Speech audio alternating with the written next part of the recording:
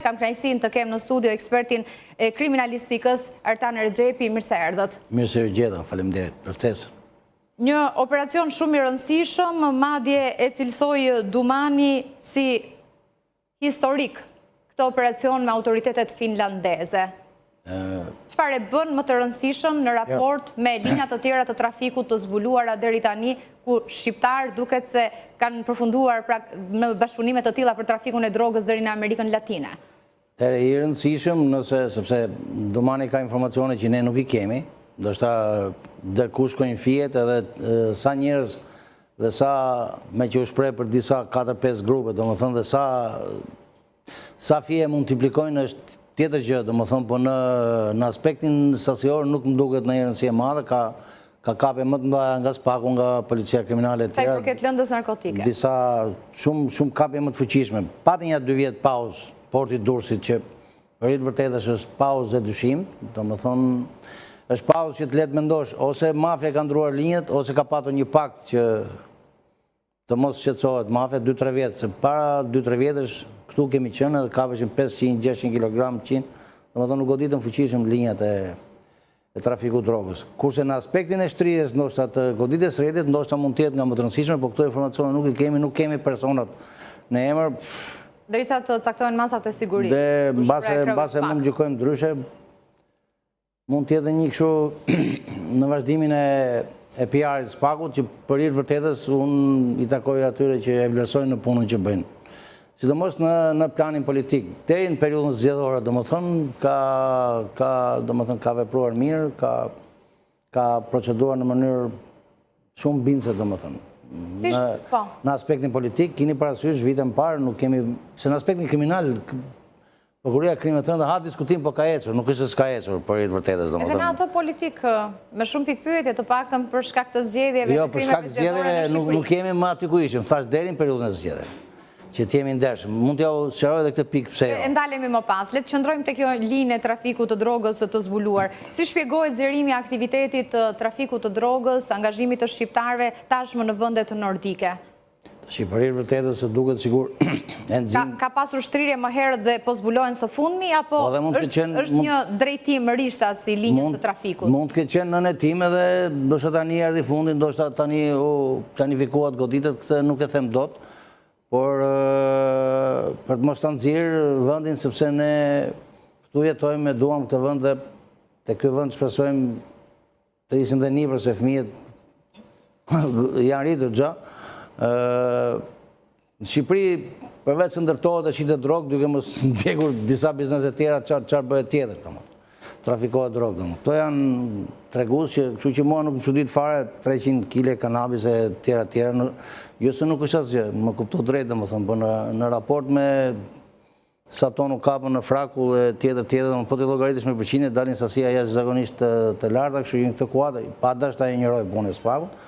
Nëse kemi pasaj një shtrirje kështu në aspektin njerëzor, goditje të mëdha, se s'ka rëndësi ka që mos ketë kriminal në treg, e kupton, nuk ka rëndësi, e kape me 100 kg ashasha, e kape me 2 kg, rëndësi ka që nga tregu kriminal në kërkim, edhe nëse diskutojmë për shtrirje dhe angazhim individësh. Po nuk e quajmë më të madhen atëherë, nëse është shurt, vetëm qofse ata 9 janë krerë. Është historike në raport me vendet nordike? Ndoshta konsiderojmë vendet tjera, mund të jetë ky shkaku dhe futja atje elementeve, kam përshtypjen se duhet kënë policia të zhvilluar, janë shtete sociale, nuk kam një uri për jetë vërtetës se si janë në raport me përdorimin e lëndave narkotike. Di që janë shumë sociale, kanë rregulla shumë të forta e migracionit, ose të pakën kanë patur, domethënë, për të sistemuar shtetat tuaj, sepse edhe frenimi e migracionit është një lloj mase ndaj trafikimeve tjera, sepse ke popullatën tënde, e ke më nën kontroll e tjera. Ndërkohë, 170 kg nga sasia totali drogës për 300 kg është të sekuestruar, i takon kategorisë të drogës sintetike. Cilat janë rreziqet që paraqesin, a ka një përdorim të gjerë në Shqipëri kjo lloj droge? Për hitë vërtetës duhet të pyesin një toksikolog, po më aq një uri sa kam mund të them një dy fjalë. Këto përdorimit e këtu, e para një çdo gjë jo naturale është normal më e dëmshme sa një gjë naturale. Pra nëse kokaina ka origjinë naturale, nëse kanabisi ka origjinë naturale, kuptohet efektet e prodhimeve të drogave sintetike, do më thënë janë më të dëmshme, sepse në thojza nuk kemi të bëjmë me droga, me lëndë bio. Pastaj, se qarë duhet bëjmë edhe si duhet bëjmë, unë përfitoj nga rasti këtu të kjo, do më thënë, që bëja të gjirën rreth liçenit dhe të ky koncert i famshëm, do më thënë, që u bë. Çfarë konstatuat?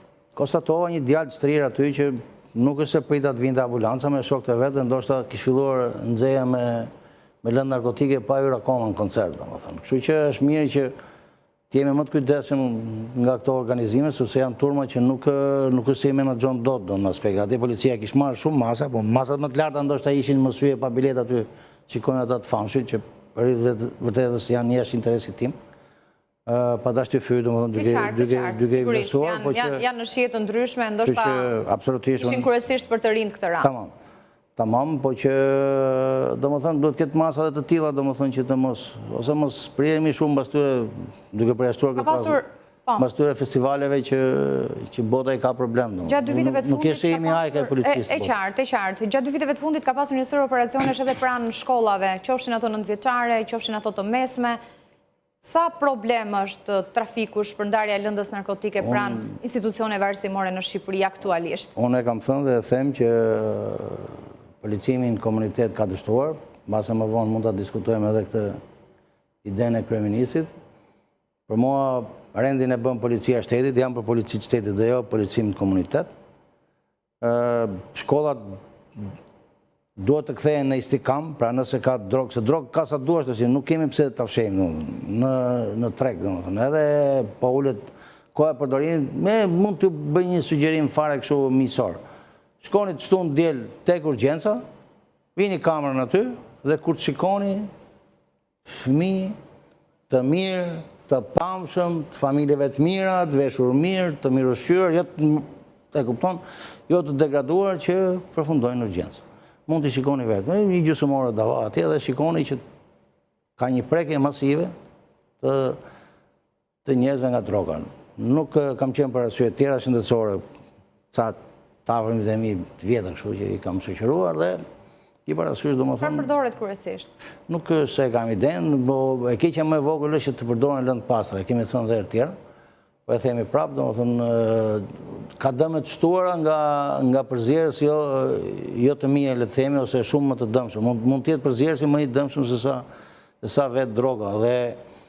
Dhe nëse shihni më shumë përgjegjësi të institucioneve, qofshin ato arsimore, qofshin të policisë, apo në fakt familja, gjithë shoqëria? Gjithë shoqëria, në fakt po, e fillojmë nga rendi dhe vazhdojmë me shkollën. Unë për shembull do të sugjeroja që siç e kam thënë që në ai perimetri i shkollës duhet ishte jashtëzakonisht i mbrojtur, domethënë në aspektin e trafiqeve, në aspektin e atyre thikave që mund të hyjnë kollaj, thamë për detektorë dhe dikush u alarmua, detektorët i bëjnë kontroll me detektorët e nxënësve, për sa kohë hyjnë thika që mund të përbëjë rrezik dhe për jetën e mësuesit. Pastaj këto oficerët, domethënë e shkolla pa dashur të fyre mund të jenë profesionistë shumë të mirë, por nuk e menaxhojnë dot, nuk janë trupa civile, nuk ka frikë njëri nga trupa civile. Ose nëse e çmojnë që ju krijo ka stres, le të krijojë stres. Çfarë bën pengesë përdorimin e një detektori të tillë? Po foli kryeministri, tha se gjëra kështu, e kupton, jo kamera live del sa herë ndodh ndonjë gjë kështu dhe ngelet kështu në kuadrin e sepse kemi ç'është kostoje, mungesë vizioni, pse deri tani nuk janë konsideruar? Një ngjarje që përfollonë ne për shkak të futjes së sendeve, qoftë edhe armë të ftohta siç ishte thika në Fanoli dhe përfundoi tragjikisht. Ta them sa bën 1 kilometër autostradë dhe sa duhet kamerizohen shkollat. Mund t'i bësh dhe me sallë operative, kamerizuara që të shiven, të shtosh personel. Nuk ka lidhje, nuk... Jeta e fëmijëve është e shenjtë, domethënë, tash tjetri që është e ka precedente, do ta përdori drogën, nuk e ndalon dot, po mos ja bësh shumë të lehtë, ose mos prodhosh përdorues të rinj. Ktu është gjithë ideja, nuk është se është fenomen i pashmangshëm, është fenomen që do ecë paralel me zhvillimin, por nuk duhet ja bëjmë asfalt, ktu është ideja. Ta kenë rrugën me gropa. Mirë, zoti Rexhepi, do shkojmë në këtë momente në një lidhje direkte me kolegen Alketa Shaba, e cila ka ndjekur nga afër edhe aktivitetin. E përcollëm në fakt edhe në transmetim të drejt për drejt konferencën për shtyp me Krotos Dumani, homologu të tij finlandez, pas një operacioni të kryer në bashkëpunim, arrestimit të 9 personave, 2 të tjerë të shpallur në kërkim një trafik që dukej se drejtohej nga shqiptarët. Alketa, përshëndetje.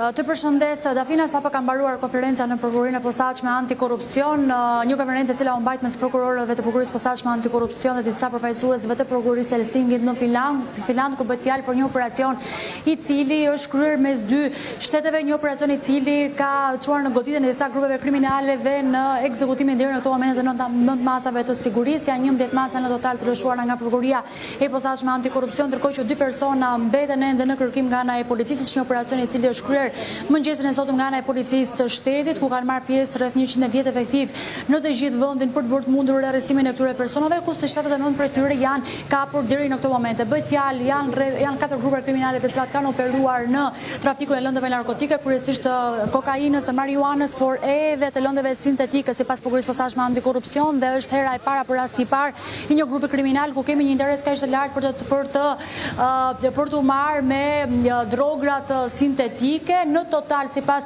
Prokurisë së Finlandës, detajet që në fakt i bërë në media edhe në konferencën që u mbajt sot në SPAK, në total në 2 vite të paktën janë sekuestruar 300 kg drogë, ku siç thash bëhet fjalë për drogra të ndryshme, ndërkohë që sa i përket të njëjtës periudhë janë 55 persona total që janë dënuar nga autoritetet finlandeze, mes tyre dhe 10 shqiptarë të cilët operonin apo merreshin me këtë aktivitet të palishëm të trafikut të lëndëve narkotike. Kanë qenë 10 persona pra të përfshirë pikërisht në shtetin finlandez, ndërkohë që në këtë operacion i cili është kryer ditën e sotme nga policia e shtetit me vendim të Gjykatës së Posaçme Antikorrupsion dhe me urdhër të 2 prokurorëve Arben Kraja dhe Alfred Sheu, kanë marrë pjesë po ashtu edhe policë të Finlandës. Sa i përket po themi mënyrës se si operonin këto grupe, ka disa baza të cilat përdoreshin qëndronin shërbimin si baza në Shqipëri, ku 2 prej tyre kanë qenë, ishte njëra në Kutshov dhe tjetra në Berat, sipas asaj që bëri media prokurori Alfred Sheu. 2 baza këto që përdoreshin nga antarët e këtij grupi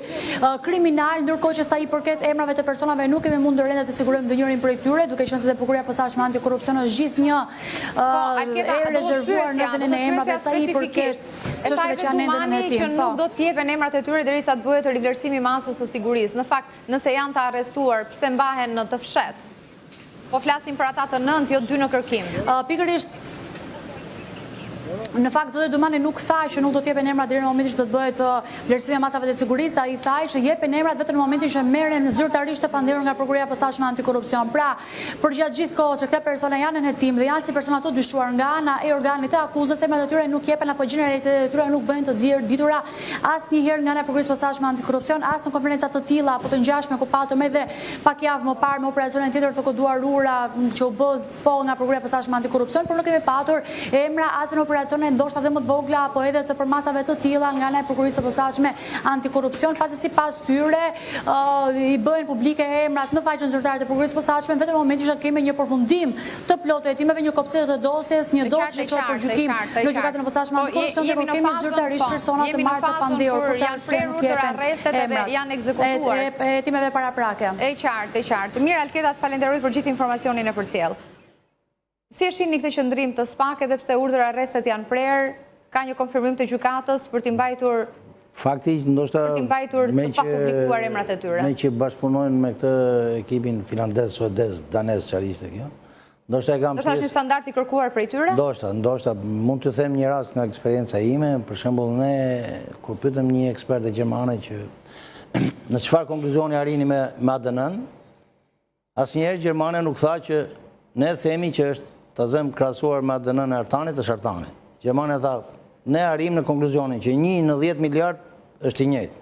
Pra ndoshta kanë etikën e tyre ata, ndoshta edhe SPAK-u ndoshta do të shmangi në një, le të themi, në një padije për imazhin, ndoshta varet se ku shkon, por nuk është rëndësika që është bërë një punë e mirë, domethënë edhe sa më pak kriminal mos ketë në treg, por problemi qëndron që ato emra do dalin se nesër... Në këtë fazë janë të dyshuar, nuk mund t'i etiketojmë si të tillë, prezumojnë të pafajshëm. Qartë.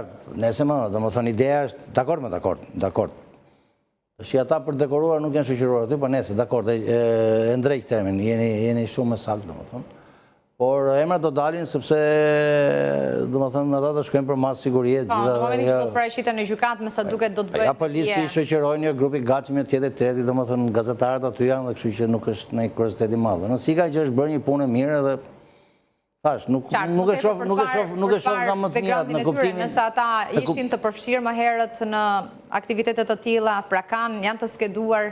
Nuk e kemi iden fare, unë nuk mbaj sket tillë, më kam thënë dhe herë tjera, jam ekspert kriminalist, flasë më parim. Jo se s'jam gjendje të mbledh informacione, por kam tjetër profil, do më thënë punë, merrem me punë tjetër. Mirë, unë e bëra me dije, ka pasur një tjetër goditje të një grupi trafiku drogësh dhe armësh, këtë radhë nga policia e Fierit, 4 persona kanë rënë në pranga, si që bë me dije nga policia, ata kishin përdorur edhe maska me fytyrë njeriu, madje edhe uniforma të policisë për të mos u identifikuar gjatë trafikut të drogës dhe armëve që ata kryenin. Do të nikim shkurtimisht një materiale, më pas kthehemi në studio. Një grup kriminal i trafikut të armëve dhe kultivimit të kanabisit që operonte në Fier u shkatruan nga policia. 4 persona u arrestuan. Në pranga përfunduan Boran Buzi, Niko Osma, Qamil Shurti dhe Besim Buzi, ndërsa u proceduan një tjetër. Ata u ndaluan gjatë operacionit të koduar procedimi që u zhvillua pas informacioneve të siguruara në rrugë operative nga ana e strukturave të inteligjencës, se të akuzuarit mbanin armë të kalibrave të ndryshëm e municione dhe i shistin ato në qytete të ndryshme të vendit. Të arrestuarit të ushtronin aktivitetin në qytete si Fieri, Lushnja, Durrësi, Shkodra, por dhe Kuksi. Nga hetimet rezultoi se në disa raste armët i merrnin nga Kosova dhe i fusnin ilegalisht përmes kufirit të gjelbër në Morin. Më pas, ato u ashisnin grupeve kriminale. Në krye të grupit kriminal qëndronte Boran Buzi dhe Qamil Shurti, ndërsa anëtarët e tjerë kishin rol në sigurimin dhe gjetjen e klientëve. Po ashtu nga hetimet u zbulua se ata merreshin dhe me kultivimin e kanabisit. Veprimtari që organizoi nga Boran Buzi. Gjatë operacionit u ushtruan 8 kontrolle banesash, 2 kontrolle ambientesh të tjera të dyshora për magazinimin e armëve, 3 kontrolle automjetesh dhe vende të tjera. Gjatë këtyre kontrolleve u sekuestruan 4000 bimë narkotike, 2000 të mbjella dhe të hedhur në parcel dhe 2000 të kultivuara në kubik, të mbjella në tokën e shtetasit me iniciale BB. U sekuestruan 3 armëzjarje automatike, 2 armëgjau dhe 636 fishek të kalibrave të ndryshëm. Janë sekuestruar 5000 fara kanabis, të cilat do të hidheshin dhe do të gjendeshin sërish përpara veprës së kultivimit. U sekuestruan 2 radiosit policisë, 2 uniforma policie, 1 maskë plastike silikon me paruke, 3 automjete dhe 10 celular. Aksioni kryer në bashkëpunim me prokurorinë e Fierit vijon me qëllim identifikimin dhe kapjen e të gjithë personave të tjerë të përfshirë në këtë grup kriminal. Mirë, ndoqëm në mënyrë të përmbledhur edhe materialet, por edhe sasinë e drogës së bllokuar nga autoritetet e policisë gjatë këtij operacioni, 4 persona në pranga, mjetet të përdorura që nga uniformat e policisë, zoti Rexhepi e deri maska me fytyrë njeriu. Sa e vështirësojnë zbardhjen, identitetin e personave të përfshirë në operacionet të mëparshme? E para përgëzime policisë Fierit për operacionin. Më tepër e kam tek, jo se neglizhoj pjesën e kanabisit, por më tepër e kam te pjesa e armëve, sepse janë vërtet rrezik potencial për jetën e njerëzve, pra që le të themi një operacion policia, prokuroria e Fierit që kanë marrë pjesë një operacion i suksesshëm. Në pjesën e maskave, si që edhe diskutuam, është jashtëzakonisht problematike. Maska dhe uniforma e policisë e komplikojnë shumë situatën, le të themi, për mbledhjen e informacionit nëpërmjet pamjeve filmike. Keni parasysh një person që përdor maskë, ka dhe një uniformë policie, se çfarë pasaj duhet të gjesh ti për ta identifikuar. Ngelet pasaj që të arish të zbulosh maskën, ndoshta kap në një material djerësoj yndyror, ndoshta kap në një fragment kështu për ADN, se për ndryshe pastaj në referuar pamjeve mund të çojnë komplet në rrugë gabuar. Pastaj pale për më Ka pasur raste të tilla në Shqipëri? Unë kam patur një rast personal, një ngjarje shumë të rëndë, më ka ardhur disa pamje filmike për video, në fakt më ka ardhur nga pala e dyshuar, jo në rrugë shtetërore, por arrita ta identifikoj sepse bënte një palose vertikale maska që nuk e bën trupi. Trupi bën palosje horizontale. Mishi mblidhet horizontalisht në fytyrë, nuk mblidhet vertikalisht. Ishte një maske përshtatur për fytyrën e një personi tjetër? Po, ishte një maske përshtatur për një X person dhe e sigurt si që ishte, si që shkojë, domethënë, Grabici ishte e vazhdon të punën për të grabitur, ndërkohë këtu ishte një person me një mas tjetër dhe të krijon të imazhin ose më saktë për të bërë alibin që unë... E qartë, dhe Grabici me sigurisht e ekspozuar para kamerave. Patjetër. Kështu që janë vërtet raste për të konsideruar jo pa qëllimi bëra për gëzime. Të vështira për të zbardhur? E vështirësojnë shumë situatën, thjesht ke pamet filmike, sepse tjetër gjë është arrisë se policia nuk është keq, është mirë në niveli, le të themi kurdo, në niveli informativ. Pra në kuptimin e marrjes informacione mbledhjeve, qasjet e autorit nga praktikat që na vinë kështu në përdor. Po tjetër gjë është rruga informative që dish që ta zëm X është autor dhe tjetër gjë është provueshmëria para gjykatës. Kjo është pjesa pastaj që është pjesa dhe më e vështirë, ndoshta është pjesa që çalon problemet. Kështu që them që duhet mbase edhe të rritet kujdesi shtuar ose mbase duhet i lihet shumë më tepër kohë atij grupi që merret me një çështje, mos i fillosh lek të çështje, merr këtë çështje, domethënë. Ti japësh një grupi 4-5 çështje, me ato të merren, le të themi, tër vitin të paguhen, ti qepin mirë, ti çojnë mirë pranë prokurorisë, organeve të tjera ligjzbatuese, sepse të paktën nga eksperiencat e mia gjatë trajnimeve me Byron Federale Gjermane, ata e kishin rregull, domethënë, grupi hetimor që e fillonte, e mbronte në gjitha nivelet, e mbronte prokuroria, e mbronte në gjitha nivelet e gjyqësorit, domethënë. Le të themi nëse çështja i çdonte. Ishte deri në fund. Edhe nëse çështja i çdonte, kam përshtypjen se kishin minuse, domethënë, kështu që ishin detyruar që të punonin mirë. Përfshihesh eksperti, përfshihesin oficera, gjitha pjesët e nevojshme për të kryer hetimin. Sofistikimi i mënyrave të ndryshme që përdor krimi organizuar, a e ka rritur rrezikun në Shqipëri për dënimin e personave të pafajshëm, qofshin edhe ata që mund t'ju imitohet fytyra përmes maskave të tilla? Po mirë, mund të imitohet fytyra, po mund përshtohet edhe nga lokacioni i telefonit, në një takim diku tjetër se. Si thaj, është tango, po është antitango, kështu që... Mund t'jeti rastësi e keqe, të ketë që në t'jetin vënd? Tjetër gjëra, pasaj, kështu që një, le të themi jetus, po e themi kështu të kuptueshëm për popull, një oficer i mirë, i policisë gjyqësore, ose një prokuror i mirë, unë prap kam patur një rast tjetër për një person shumë të përfolur për krimin, i cili ishte dyshuar dhe për një krim tjetër. Dhe ju beton, më pëlqeu shumë përgjigja e atij prokurorit. I thash, u vajt në burg ti bëshin ca pamje filmike, në filmim operative ti paraqitesh dëshmitarit për paraqitjen për njohje. Dhe i thash, çfarë problemi? I thashëm, pse po bëhen gjitha procedurat? Dëgjoj, më tha mua, pala tjetër që është dëmtuar. Nuk kam merakun e këtij, më thanë ligjërat drejt. Se ky ka bërë shumë zullume. Ama pala që është dëmtuar, do të reagojë dhe do bëj dëm dhe me fisur që dua ta zbardhë dhe doli në fakt që nuk ishte ai autori, domethënë. Kështu që është mirë që mos jemi dhe kështu pasionant, domethënë. Krimi nuk dihet me pasion, është ndaluar, duhet të ndaluar me teori, domethënë. Duhet ta ndjekësh pa pasion, 3-4 pista. Mos i fillosh të ecësh një pistë e fortë se shkon në rrugë të gabuar, seleksionon veten rrugën. Ka një sër atentatesh të ndodhura gjatë muajve të fundit në kryeqytet, por jo vetëm, janë ende të pazbardhura.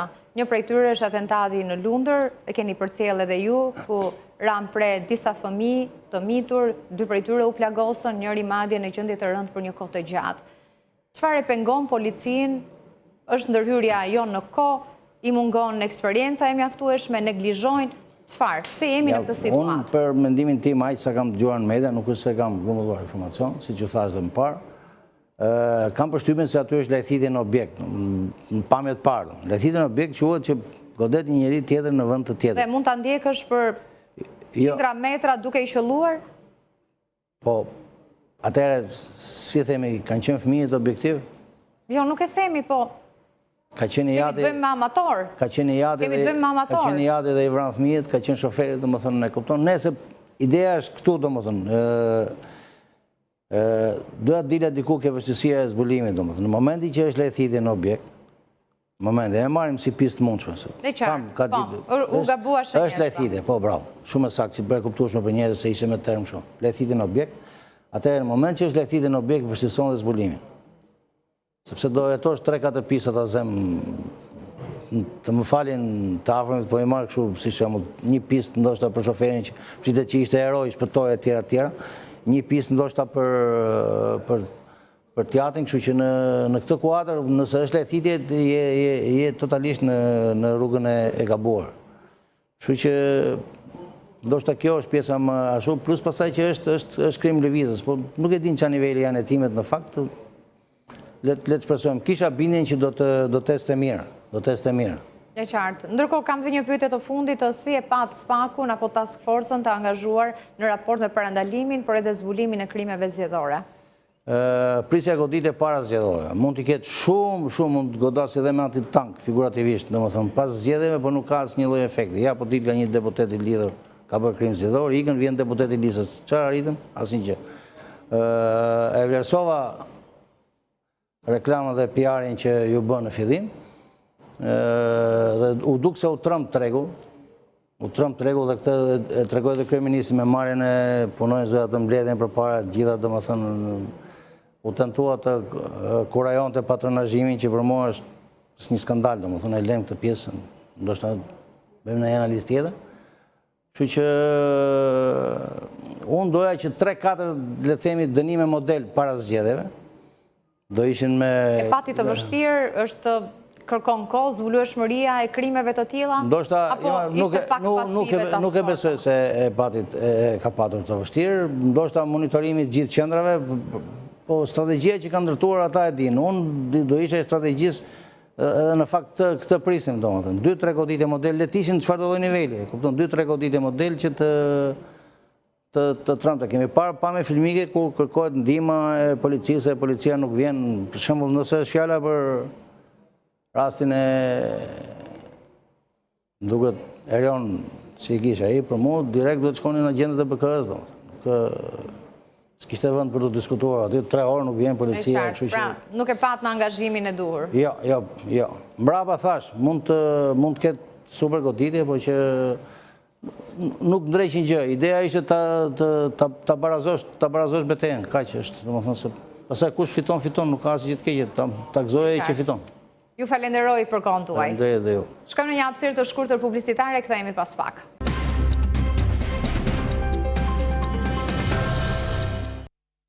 Jemi kthyer në studio, jemi në një transmetim të drejtë për drejtë të breaking. Në këtë momente do të ndalemi tek zhvillimet kryesore politike. Vijojnë ankesat nga Partia Demokratike për zgjedhjet e 11 majit, e cilëson një proces të manipuluar. Një ditë më parë kërkoi nga Komisioni Qendror i Zgjedhjeve duke pretenduar se mungonin 130.000 fletë votimi, e pati edhe reagimin zyrtar nga KQZ. Ndërkohë gjatë ditës së sotme është hapur një kuti në Kas, bëhet fjalë për një kuti votimi në Vlorë, ishte kërkesë e nismës Shqipëria bëhet, por përkundër pretendimit mësohet se të gjitha fletët kanë rezultuar me vull.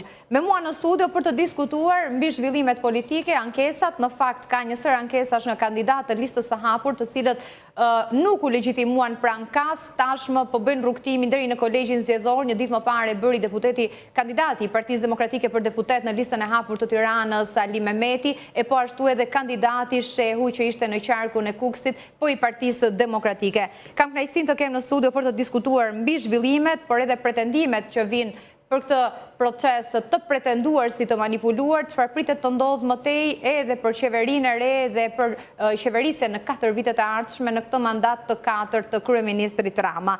Klementin Mile, sekretar organizativ i PSD-s, kënaqësi t'ju kemi në studio, mirë se erdhët. Faleminderit. Avokati Romeo Kara, gjithmonë kënaqësi, mirë se erdhët. Edhe për mua. Dhe avokati Gylsen Zhlima, mirë se vini avokat. Faleminderit për ftesën. Duhet ta nisim së bashku, zoti Mile. Si shihni ankesat që po vinë kryesisht nga Partia Demokratike për një proces se cilësojnë në fakt më të grabiturin në histori, maskarad, ndërkohë për ju si ishte procesi i zgjedhjeve të 11 majit në drejtim të standardeve? Tani, që mund të ketë hije dyshimi mbi këtë proces, mund të ketë pa diskutim. Përderisa rezultati ishte befasues për disa forca politike, për shembull për opozitën, Partinë Demokratike, e cila pati një rënje të ndjeshme, unë e kuptoj që gjithë këtë që duan të japin një shpjegim rezultatit që kanë patur. Sigurisht një shpjegim është ai që mund të ketë pat manipulime, janë në drejtën e tyre që t'i verifikojnë, mendoj, pra të kërkojnë atë që ligji u jep. Kemi 2 avokat këtu dhe besoj se do jenë me mua në këtë gjë, pra që tu është leti azërojmë të gjitha ato mekanizmat ligjor, nëse kemi hije dyshimi. Neve si parti, megjithatë, nga ana tjetër, nuk është se kemi bërë ndonjë kërkesë, pa çka se mendojmë që ka patur parregullsi, po jo të tilla sa që si thua t'ia vlej Të kenë ndikuar rezultati. për të kërkuar, pra për të ndikuar Të kenë krijuar përmbysje. Pikërisht në këtë sens. Po cilat janë problematikat që u konstatuat? Po ne kemi bërë edhe, si thua, edhe në ato takimet që kemi patur me përfaqësuesit e OSBE Odirit, që kanë ardhur disa herë edhe në partinë tonë, ne kemi thënë që për shembull ka patur një përdorim jo të duhur të burimeve shtetërore të administratës e kështu me radhë, që nga burimet, koha e punonjësve e tjerë. Të tilla që Intimidim, presion ndaj punonjësve keni konstatuar? Ne kemi ndaj punonjësve nuk e di, sepse nuk është se ne kemi punonjës, por për shembull ka patur raste që anëtarë tanët të jenë larguar nga puna, ose si thua është thënë që mos kandidoni apo gjëra nga këto. Tani, megjithatë, këto janë gjëra që ne i kemi thënë, janë tek raporti që kanë nxjerrë paraprak që kanë nxjerrë OSBE Odiri dhe na mbetet të gjithëve neve tani të shohim se si do procedohet më tutje dhe si do jetë ai raporti final. Në fakt deri në shqyrtimin e ankesës së fundit nuk bëhet me dije edhe nuk certifikohet rezultati përfundimtar i zgjedhjeve të 11 majit, e kjo pengon sigurisht qoftë konstituimin e kuvendit të ri apo edhe krijimin e qeverisë së re, por megjithëse deri në shtator urojmë të ketë përfunduar ky proces. Zoti Kara, në vlerësimin tuaj, sa i hapur dhe transparent është sistemi aktual i administrimit të votave në Shqipëri? I referohem edhe këtyre ankesave që vinë tashmë pas rezultatit të zgjedhjeve, rezultatit paraprak. Tani po e marrë shumë e përqindje matematikore. Sa përqind ka marrë PS-ja plus përqindje e PD-s, të dyja bashkë, besoj se populli votoi në 42% kapacitetin ti votus si sovran. Në këtë kapacitet, pra, ka votuar pakica, jo mbi 51% e votuzën, kemi një mazhorancë, do kemi dhe një minorancë. Shuma këtyre dyjave, dy partive të mëdhaja, është transparenca. Këtu del përqindja. Pasi kemi konsiljedhorë që kanë bërë këto dy partitë të mëdhaja dhe kanë kontrolluar dy partitë të mëdhaja. Dhe se në mentalitet edhe në dëshirat e mia jam që të kemi kapacitete nga dy ekrat të standardit të Ali Mehmetit, por mendoj që ligji siç është bërë nuk lejon tani më pas. Pra qëndrimi e dy partive e shoh ligjor. A është i moralshëm është gjë tjetër, po e shoh ligjor. Pra nuk i ke kontestuar për gjatë numërimit, s'kemi pasur problematika, nuk ka fakte bindse e tjerë dhe nuk të lejon ty si person ky ligj. Ky kod zgjedhor nga 118 deri ke 145 mund të jetë, po 118, 120 janë pjesa e parë. Nuk lejon, ai më tepër nuk i ke bërë brenda 5 ditëve. Dyshimet nuk janë të tilla që të shkojnë drejt rinumërimit në çdo pjesë. Po ajo që unë mendoj që KPD-ja ka një dellëzi, nuk është vetëm kjo pjesë, është që ato e dinë që po të hapën mënyrë të pjesme mund dalin probleme tjera, po e probleme për cilat pretendon ajo. Edhe thotë unë s'mund të legjitimoj zgjedhjet duke hequr dyshimet me këto investigimet pjesshme. Se PD-ja, ose detuesit e PD-s, jo gjithë PD-ja, ka vetëm një kartë në dorë, të mos i njohë total zgjedhjet. Pasi nuk i pëlqeu rezultati, të mos i njohë. Tani, to janë konstatime, besoj që janë të sakta, kështu në këtë hall kanë rënë detuesit e PD-s, hallin e kanë lypur vetë, e kanë me drejtësinë. Problemi është palët dhe shqiptarët nuk mund të rinë tani dhe të vrasin mendjen e të drejtën e një partie apo një tjetër. Në sytë e mia, i shqiptarë që jam thinjur me këto, mua nuk ma që deri a ka të drejtë njëra band apo banda tjetër. Ky është llafi më i vogël që mund të them unë, se pastaj mund ta bëj më të. Por shqiptarët në plotësinë të kushtetutës, neni 1 dhe 2, të paktën pika 3 nenit 1, që duhet kemi zgjedhje të lira, të ndershme, periodike dhe të barabarta, duhet të kenë dhe populli sovran dhe askush tjetër, duhet të kenë drejtën e votimit. Dhe ne jemi të detyruar me këtë kod të mos kemi rigjenerim të demokracisë që fillon nga më e vogla, nga personi, s'kemi as sovranitet drejt për drejt, referendumet, po kemi dy parti të cilët kanë marrë sovranitetet dhe na detyrojnë të votojmë në mënyrë të cunguar siç po votojmë. Pra nuk u sigurua dhe vota shqiptarëve jashtë, nuk ranë dakord partit, përfshi dhe partit e këtyre, nuk kishë që në fillim propozonin që ne do hymë këtu me një listë të qartë për të gjithë administratën. Këtu njerëzit militojnë parti, dikush... Po çfarë të qëndrimi që të mbanin partitë e tjera, dhe prej vitesh diskutohet, kështu që të shkojnë në një administratë zgjedhore të depolitizuar. Vetëm ta gjelën, respekton nuk e do pret. A i kanë avokat dy partitë e mëdha, të paktën edhe kodin e miratuan ato në korrigimin të shkuar. Dy bandat e mëdha, me që the dy partitë, unë kam bërë një pak me vetëm. Dy bandat e mëdha nuk më intereson çfarë kanë ato, po flas për njerëz të thjeshtë. Ne kemi çfarë duhet. Po çfarë duhet? Çfarë është e mundur të bëhet? Më çfarë duhet? Edhe është e mundur kjo, se këtë e ka dynjaja. Ne duhet, si e ka Gjermania. Administratën zgjedhore ka marrë një pjesë këta. Nuk bëjmë dot krahasime mes Shqipërisë dhe Gjermanisë. A do duhet të kalojnë të ndryshime në kuvend? Sot Partia Socialiste ka 83 mandate, është pranë shumicës së cilësuar. Kush tha që unë sot e kam debatin me ju. Mbaron pyetja, bëj pyetje tjetër përgjigjem prapën. Edhe ta mbaroj diskutojmë në aspektin e standardeve. Në aspektin e standardeve nuk mundet ti premtosh tjetrit që hajde me partinë time, PD, PS, PSD, ku ta di unë çfarë ka tjera vërdall tu, se janë shtuar, se unë do të fusëm punë. Mund të jenë disa qindra, maksimumi për kapacitetin e Shqipërisë, ja që kanë 200 veta. Është një problem i përhapur ky? Po pse, ku jetoni ju? Mendoj që Kashari që në Tiranë. Nuk e do një opinioni në këtë moment. Problem, vetëm për këtë shkohet një, banditi shkon për që një sigurt që ato shkelit ligjore të mos i bien kokës, përfshirë dhe Berishën, se edhe ishtë bandit pavarësisht, se ka problem dhe ligjorësh në akuzë. Edhe partia tyre mund të ketë.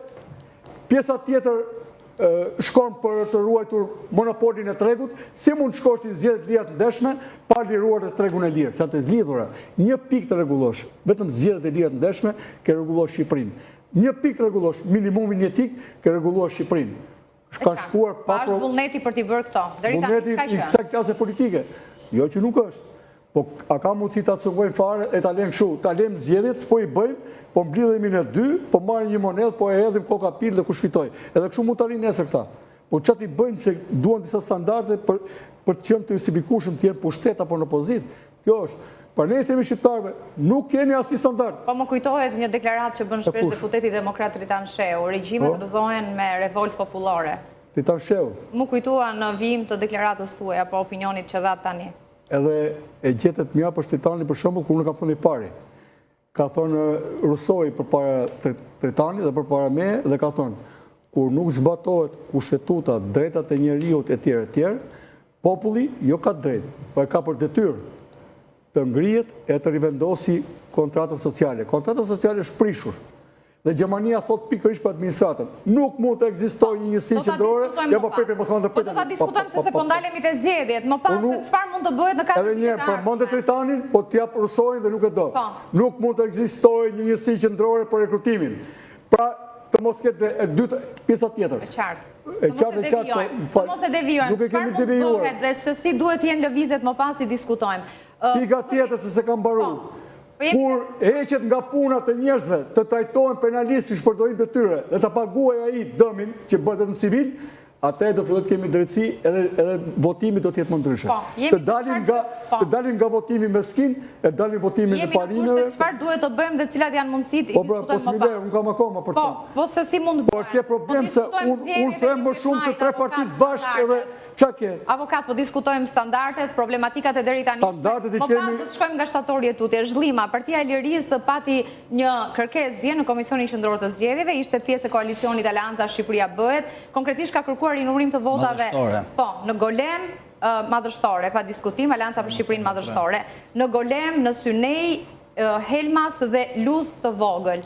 Si e shihni, pra duke qenë pjesë e koalicionit me Partinë Demokratike, ndërkohë që do të ndalemi specifikisht edhe te kërkesat që patën kandidatët e listës së hapur të Partisë Demokratike, të cilët nuk u legjitimuan në kas se tashmë po bëjnë rrugtimin në kolegjin zgjedhor. Çfarë tregon kjo kërkesë e Partisë së Lirisë në raport me mënyrën se si ka funksionuar koalicioni? Paraprakisht do t'i themi qytetarëve dhe do t'ia sjellim në vëmendje dhe t'ia rikujtojmë sepse 3 ditë zjat lajmi, Partia Socialiste dhe Partia Demokratike kanë normuar ligjin e kodit zgjedhor dhe sistemin e kodit zgjedhor. Po të dy këto subjekte janë viktimë dhe autorët në të njëjtën kohë të veprës penale ose të tradhtisë kombëtare. Unë kështu i mendoj të dy bashkë. Pastaj përsa Mos e ndërprit avokati se du fol mirë. Jo, po... Jo, mos e ndërprit, i them moderator. Dhe mos e kthejmë portokalli tani. Jo. Po, avokat. Portokalli kanë thyer ata, ne kemi drejtën. Tani, subjektet politiki që garojnë në zgjedhje kanë të drejtën legjitime sepse vetë kanë normuar të kërkojnë edhe si Partia e Lirisë. Je dakord avokat dhe korrupsionit jetë tradhti kombëtare? Urdhë? Edhe korrupsionit quhet tradhti? Po mu, e dakord t'ja them. Është vepër penale, po. Jo, tradhti. E diskutoni... Ke tradhtuar besimin e gjithë popullit, se s'ke vaj për ta vjedhur. Tani në rast... Është tradhti morale. Jo Po penale. mua duhet ta konsiderojmë trajtojmë diçka të mundshme në këtë fash. Kërkesa e Partisë së Lirisë çfarë tregon në raport me koalicionin në vlerësimin tuaj? Patjetër duhet merret në parasysh nga komisioneri që do ta shqyrtoj, të hapen aq kuti sa ajo kërkon, sepse ligji parashikon që subjektet garuese në koalicion dhe subjektet garuese vetëm kanë të drejtën vetëm ata të bëjnë kërkesë, sepse në rast se shkojmë tek individët, imagjinoni ju 1400 ose 2000 kandidatë si individ në listën e hapur, të shkojnë në Komisionin Qendror të Zgjedhjeve, nuk do ketë mundësi të mbyllet deri në ditën kur do të firmohet kuvendi i ri. Prandaj ligjvendësi ka bërë këtë parashikim. Por tani kush është, besoj unë, bomba apo qëllimi është e drejtë që kandidatësi Ali Mehmeti që kanë marrë mbi 18.000 vota, Zoti Ali Mehmeti ta gjej brenda partisë. Ta gjej brenda partisë. Kanë mbështetur të paktën në këtë fazë. Duhet në 1% Partia, duhet keni parasysh, duhet ta ndihmoj zotin Ali Mehmetin, jo të shkojnë në një parti tjetër të koalicion, sepse ai vjen nga Partia Demokratike, nga radhët e Partisë Demokratike, dhe jo të shkojë di një kandidat tjetër. Për shembull, unë lexova zoti Kalaja, zoti Aulon Kalaja. Po, kandidat i demokratëve i koalicionit të Durrës. Vullën e koalicionit të Partisë Legaliteti. Pse duhet zoti Kalaja? Unë tani sapo e lexova. Pse zoti Aulon Kalaja të marri vullën e Partisë Legalitetit dhe mos shkojë të marri vullën e Partisë Demokratike ku vjen nga radhët e Partisë Demokratike. Pra do të thotë, nuk e di të jem realist çfarë do të bëjë zoti Berisha dhe Partia Demokratike me rezultatin, por subjektet që janë vetë si individ në listat e partive politike nuk legjitimohen të bëjnë kërkesë në kas për të hapur kutitë e votimit. Nuk legjitimohen, se ka të ndaluar. E qartë. Nuk lejohet. Ky është në respektim i ligjit edhe Berisha Po nuk e ka bërë asnjëherë. Kam përgjithësi se janë to pika që ka kërkuar nëse Partia e Lirisë për rinumurim. Mua më thonë tani Messenger që duhet të rinumërojnë votat ke burgu 313, se thonë që jam pati shumë mbështetje Meta aty? Nuk e di unë tani, kështu thonë. Janë dyshime të ashtueshme. Si shkon më tej ankesa? Po t'i shojnë dhe aty bënim. Mile, si shihni ju raportin e kandidatëve të listave të hapura me subjektin politik në rastet kur kandidatët kanë pakënaqësitë e tyre, kanë pretendime për manipulim, për trafikim të votës brenda kampit politik kryesisht? Unë në mbështesja të gjitha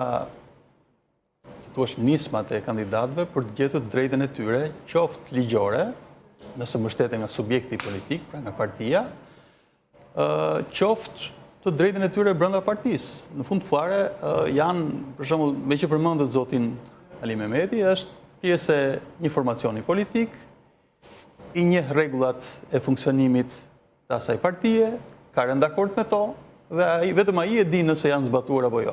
Ne nuk e dim nga këtu jashtë, ne vetëm dëgjojmë komente etj etj. Kështu që ka dy mënyra për kandidatët e pakënaqur, domethënë. Një është ajo ligjore, tjetra është ajo organizative brenda partive. Bëjnë një mbledhje, flasin nëse arrihet flitet në partitë për cilat ju po thoni, pra nëse ka vërtet një analizë, nëse ka vërtet reflektim, nëse vërtet i jepet gjithkujt ajo që meriton. Kështu që neve këtu jashtë, edhe unë në këtë rast jam një lloj opinionisti, sepse i përkas i partie tjetër, ku ne nuk i kemi këto pretendime, nuk janë, si që janë për shembull në partitë, si Partia Socialiste, Partia Demokratike. Ato Partia Socialiste pas mesazhit të Ramës i tërhoqën kërkesat në KQZ. Dakord, por ishin megjithatë, u bën deri diku të zëshme për publikun, pastaj u shuan, që do thotë kanë qenë ato probleme. E qartë. Tani unë nuk di çfarë përveç se t'jap një opinion. Partia Demokratike këto kandidatë të listave të hapura, si mendoni? Nëse doni seriozisht përgjigjen për themun. kjo parti njëherë nuk bëri renditën e duhur të vlerave. Për raporti individ-parti, apo ai që kryeson partinë, treguan këto zgjedhje se cili është.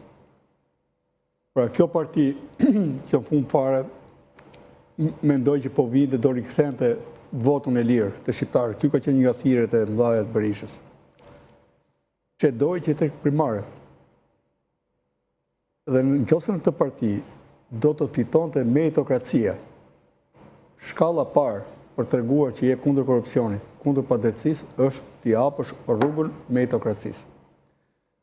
Tu që doj plotësisht, dhe ne kemi diskutuar të studio, ku po bëheshin primaret, a duhen bërë apo s'duhen bërë. Si do t'ishin ndikimet. Edhe nuk kemi gabuar këto që kemi thënë, këto që ndodhen. Dhe unë shoh që shqiptarët edhe për listën e PD-s, për PS-n, votuan total për të dyja për 40 deputet.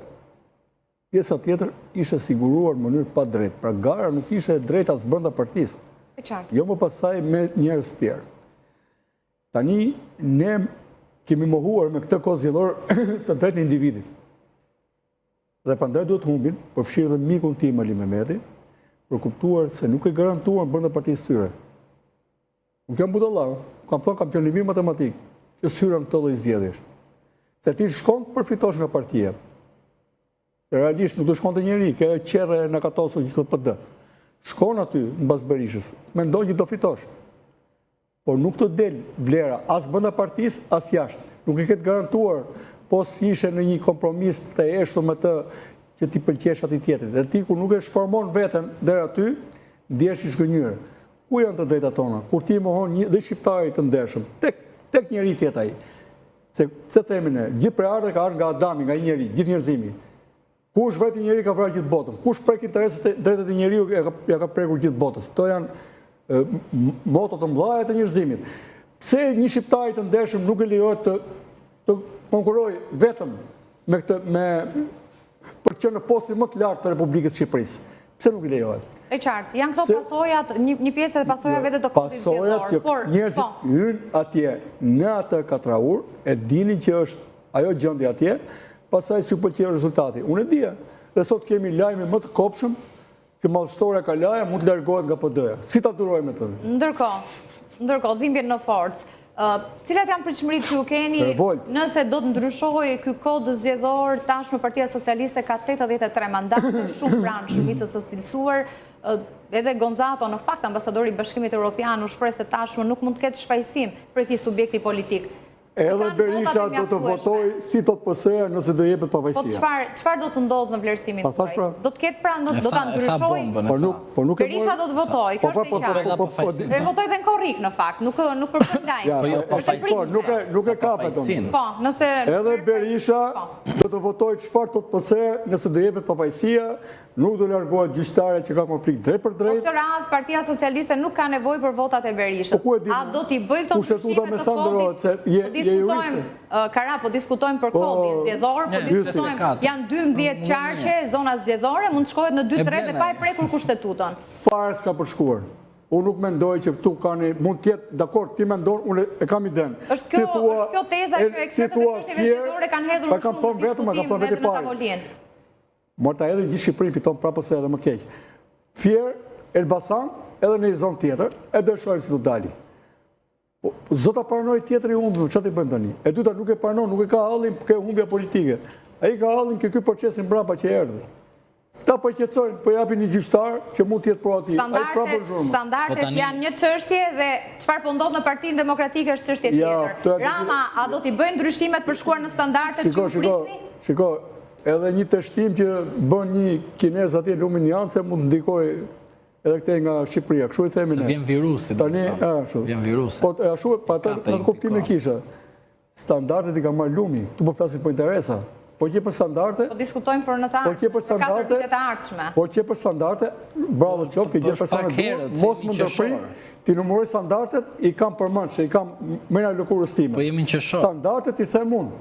Kemi 30 drejta universali, që i ka bërë United Nations 28-ën, kemi dhe konvendën e drejtet njeriut, ajta të zbatojmë, atë jemi në regull. Ke dhe 33 standartet që nuk janë të Ramës, po janë të Europës, Hajde marrim seriozisht dhe nëse një nga 33 standardet do zbatohet, i ketë të 33 në rjesht që zbatojnë njëra tjetrën, kërkojnë zbatimin në sërinë njëra tjetrës. Tani standardet punte pasa nuk bëjmë duart pista. Standardet duan njerëz si ne, me krenari, që kemi dhënë prova, që jemi të standardet. Jo me servila... Kjo ishte përgjigja, nuk do të kemi ndryshim për të arritur këto standarde edhe në vitet e ardhshme.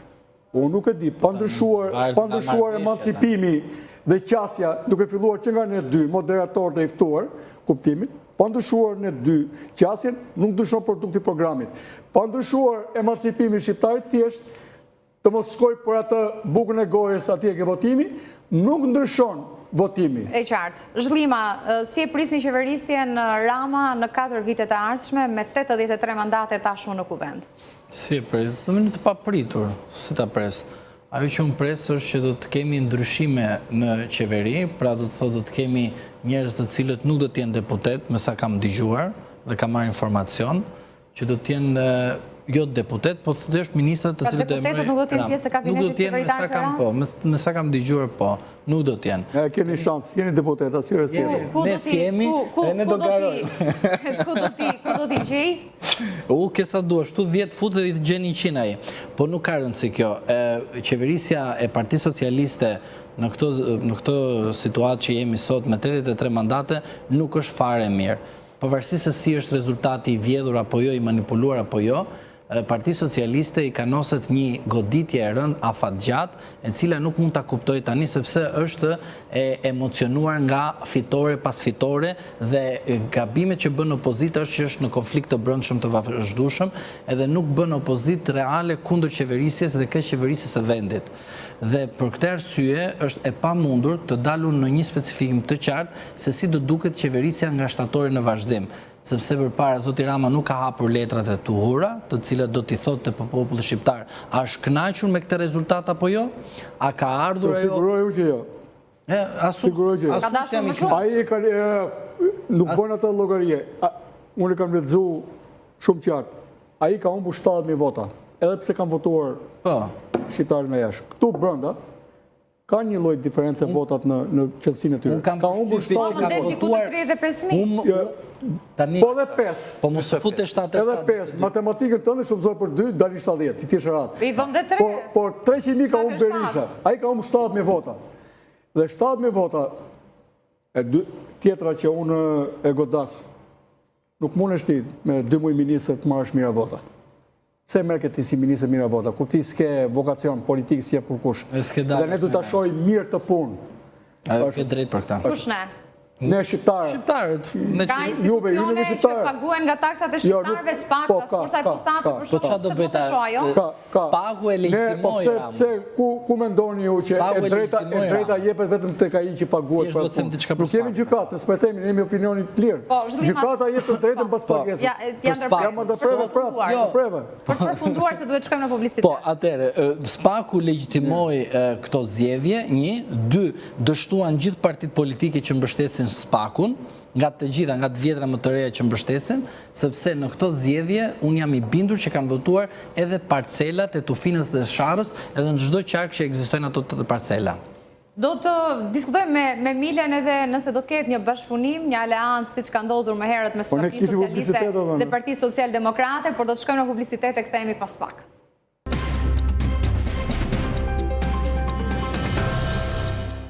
Jemi në një transmetim të drejt për drejt të breaking, do të vjojmë flasim për zhvillimet politike. Zoti Mile, përpara publicitetit, po diskutonim në fakt edhe për qeverinë e re, kë pritet të thërras edhe të emroj Rama në kabinetin e ardhshëm, duke nisur nga shtatori, ka bërë me dije që do të ketë rifreskim, lëvizje qoftë në Partinë Socialiste në kupol, e po ashtu edhe në qeverisje në kabinetin aktual. Si do t'jetë bashkëpunimi juaj me Partinë Socialiste në vijim? Jeni në negociata për të qenë pjesë e qeverisë së re? Tani, ne kuptojmë që, ose të paktën unë mund të parashikoj që Rama do ketë një qeveri të freskuar, si me thënë, të ndryshme nga ajo që ka pasur, sepse e ka treguar edhe në grupin parlamentar, pra në ata që u bën deputet, që ka, më duket, një 50 që janë të rinj, pra për herë të parë, më duket. Pra është një lloj fryme për ta rinovuar partinë, për të rinovuar përfaqësimin politik etj. Sa na përket neve, ne jemi në komunikim, pa tjetër, me Partinë Socialiste, kemi thënë edhe gjatë fushatës, që neve e kemi mbështetur Partinë Socialiste për gjatë 4 viteve të kaluara me vota, me 3 votat që kemi patur në parlament, e kemi mbështetur... Dhe po 3 do të keni edhe në legjislaturën e re. E kemi mbështetur edhe në bashkitë e ndryshme të vendit, por e kemi mbështetur për punët e mira. Dhe kemi dalë kundër ose kemi abstenuar kur ka patur gjëra që nuk shkonin. Të paktën Bashkia e Shkodrës është bërë objekt për plasje, ose më saktë kryetari i saj. Patjetër ka qenë, edhe qëndrimi ju në këtë kuptim është po ai. Pra, për aq kohë sa Partia Socialiste ka qenë parimor, besoj. Kështu themi ne që ka qenë. Mbetet populli ta gjykojë. Ju jeni pjesë e popullit këtu, besoj dhe mund të keni votën tuaj. Nga poshtë jemi, çu flasim në jetë. Ideja është që ne kemi pasur një linjë dhe vazhdojmë që ndrojmë asaj linje. Linjës që po, jemi parti e qendrës së majtë, dhe në këtë kuptim aleanca jone natyrshme është me Partinë Socialiste, mirë po nuk mund ta mbështesim në çdo gjë. Ja kam i pyetje unë. A e shikon partia tyre Tomën si zvës kryeministër? Kryetari tyre? Pse jo? Është? Po çka ka, është në gjë e keqe. Ndërkohë, do të ketë sa afërmi zgjedhje në 3 bashkimile. Ju lutem, avokat. Do të ketë sa afërmi në 3 bashki për shkak se kryebashkiakët janë tashmë deputet në radhët e Partisë Socialiste. Do të ketë bashkëpunim Partia Socialdemokrate me Partinë Socialiste në këto 3 bashki në zgjedhjet e parakohshme? Ne jemi shprehur në një deklaratë zyrtare që kemi bërë nga grupi këshilltarëve të Bashkisë së Shkodrës. Dhe kemi thënë që do ta mbështesim Partinë Socialiste në vijim, pra edhe në zgjedhjet lokale, qoftë në ato zgjedhjet e parakohshme që mund të jenë në disa bashki, po edhe më tutje pastaj në 2027. Pra ne do e kemi këtë bashkëpunim me Partinë Socialiste. Me Partinë Socialiste. Po kemi thënë qartë azi këtë gjë me Partinë Socialiste. Pra vendi i zëvendës kryeministit besoj se duhet të jetë negociuar, se diçka kod nuk thatë ju me sa kuptova. Jo, do ishte zhvillim shumë i rëndësishëm për Shqipërinë. Gjithsesi, ndoshta janë në proces negociatash si familje mbetet për të parë më pas. Specifike nuk mund të konfirmojmë fare, por thjesht jemi duke folur. E qartë, në negociata. Si e prisni qeverinë e re Rama? Me figura të reja, me ministra që kanë qenë në kabinet më herët? Ndoshta një pjesë e tyre nuk arritën të marrin as mandatin e deputetit, se ishin në listë hapur. Duke parë nga e kaluar, shpresoj të bëjnë kritikën e duhur vetvetes. Me gjithë po flasin parim. Që të mos kalojmë pasaj me një gallat tjetër. Mendoj që të ndërtojnë të 3 këmbët e qeverisis, që është menaxhim, analiza e riskut, edhe compliance, problemet etiko-ligjore. Deri tani kanë qeverisur vetëm duke menaxhuar. Këto tjera. Nëse do të duan të shmangin konsumimin që të sjellin 3-4 mandate rresht qeverisje, do të duan të mbarojnë të mandati s'ka nisur akoma, se sfidat unë i shoh shumë mëdha, prandaj jap drejt avokatit në krahun tim. Unë mendoj që duhet ta kuptojnë që ti paraprin asaj që unë shoh, asaj fortunës që shoh ka shikret e establishmentit. Nëse do t'jenë të zotë, pra gjithmonë me mënyrë hipotetike, të nxjerrin atë qelbin që kanë brenda vetes tyre, se nuk kam parë deri tani një drejtues institucioni të bëjë një kallëzim penal. Dhe është turpi tyre, se unë të punsoj dhe marr meritën tënde kur ti punon. E marru meritën, unë që të kam punësuar. Pasaj, përgjësia është penale. Po për ato procese ku përgjësia është penale dhe ne kemi paguar audite dhe auditin e ka certifikuar si të drejta dhe pa probleme etiko-ligjore, pse nuk pa dite të kallëzohet dhe auditi që ka qenë? Pra ne do të shohim një koncept tjetër, ku të ndahen dhe brenda dikasterit kryesor, ministrive dhe kryeministrisë. Ndarja pushteteve, nëse këta do të dinë të ndajnë pushtetet, të pranojnë ndarjen e pushteteve, nëse këta do të shkojnë atje për të qeverisur dhe jo për të grabitur, unë mendoj që duhet të krijojnë këtë mentalitet. Pra, unë që të marrë atje, unë përgjigjem për ty, se unë si detues kam një detyrë kryesore. Ta ruaj vendin nga kategoria e shpërtëruesve dhe atë që kam në ndryshmin tim, jemi aftë ta supervizoj. Dhe ka levat ndryshme. E qartë. Analiza kjo duhet, para kemi pritshmëri që do të ndodhë. To janë që nuk pare këtë të shkujt me Shqip, në rriti themi pak në Shqip. Po, kjo duhet të ndodhë, pa, do të ndodhë këni ju pritshmëri që ndodhë në 4 vite parë. Nuk po flasë për qeverinë e Ramës, se s'mi intereson Rama. Po flasë për qeverinë e Shqiptare. Bravo, tani si që ka për këtë, kupto dhe këto tjeret. Po flasë për qeverinë që kam dhe unë si për kokës, edhe familja ime dhe populli im. Tani, nëse do duhet të vinë me një mentalitet të ri, se Rama e kanë ndjekur këtë, ka konsumuar tjerët në mbjetoj vetë, të dim gjithne. Nuk është një filozofie madhe që se kuptojmë ne. Tani, nëse do të mbjetoj akoma, atëherë duhet mentalitet të ri. Po që për sëritje e 3 mandatët më pashme, më mirë të ale fare me. Më mirë të ale fare, që po në duhet. Qeveri politike, me njerëz të veshur me pushtet politik, apo teknik? Jo, të dyja bashkë, të dyja bashkë. Si e prisni? Të dyja bashkë në përgjithësi. Kemi mandatuar njerëzit nga qeverisin, dhe është mirë të dalin nga ky grup që janë votuar.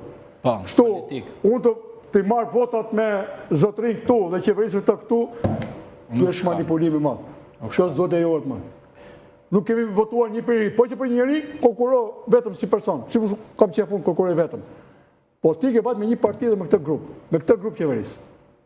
Edhe ato që ke thonë atje, ti mbash. Me njëse nuk ka thonë asgjë se ne e kaluam gjithë fushatë me batuta dhe u morëm me rasivitar.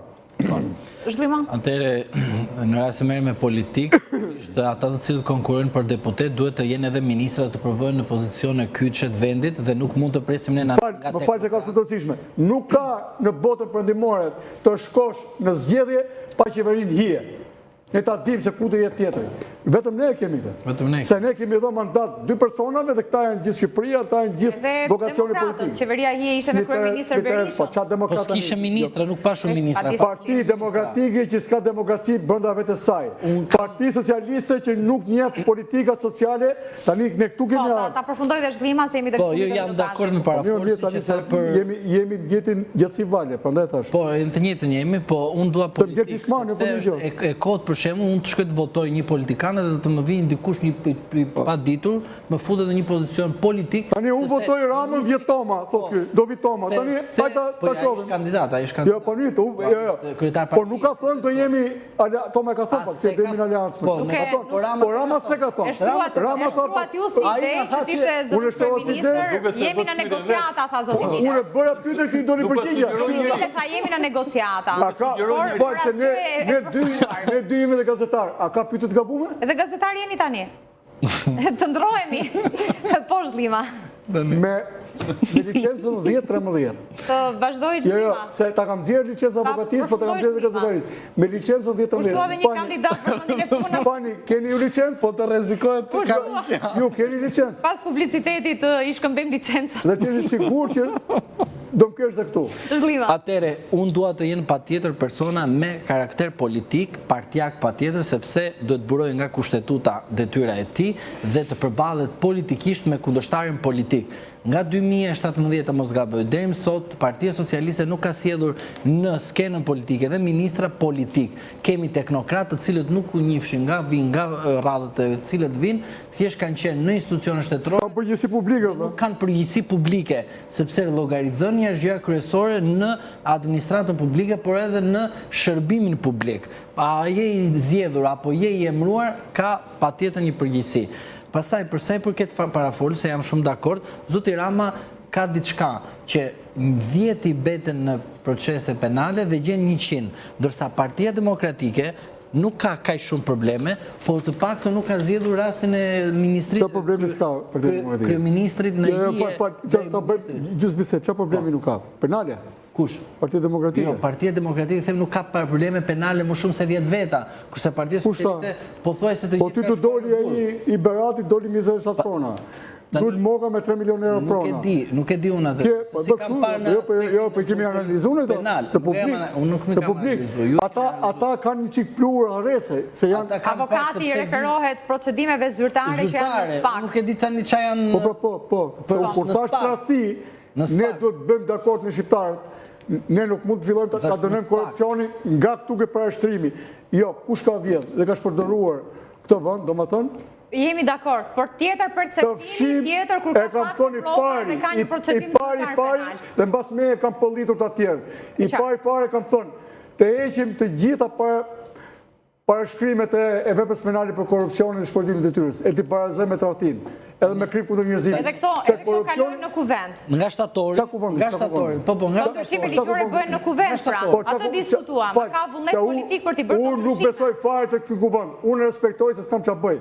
Ky kuvend, më falni, kuvend prodhon ligje me të cilat jetojmë në Shqipëri. Dakor. Po, zien vezë dhe patatet kuvend. Po si? Ai shkeli dot ju? Tani po edhe shkeli, mos kemi tani ta vazhdojmë, se ti ke provokimin ta japim. E përfundojmë. Jo, mos e përfundojmë. Jo, jemi në fund të minutave.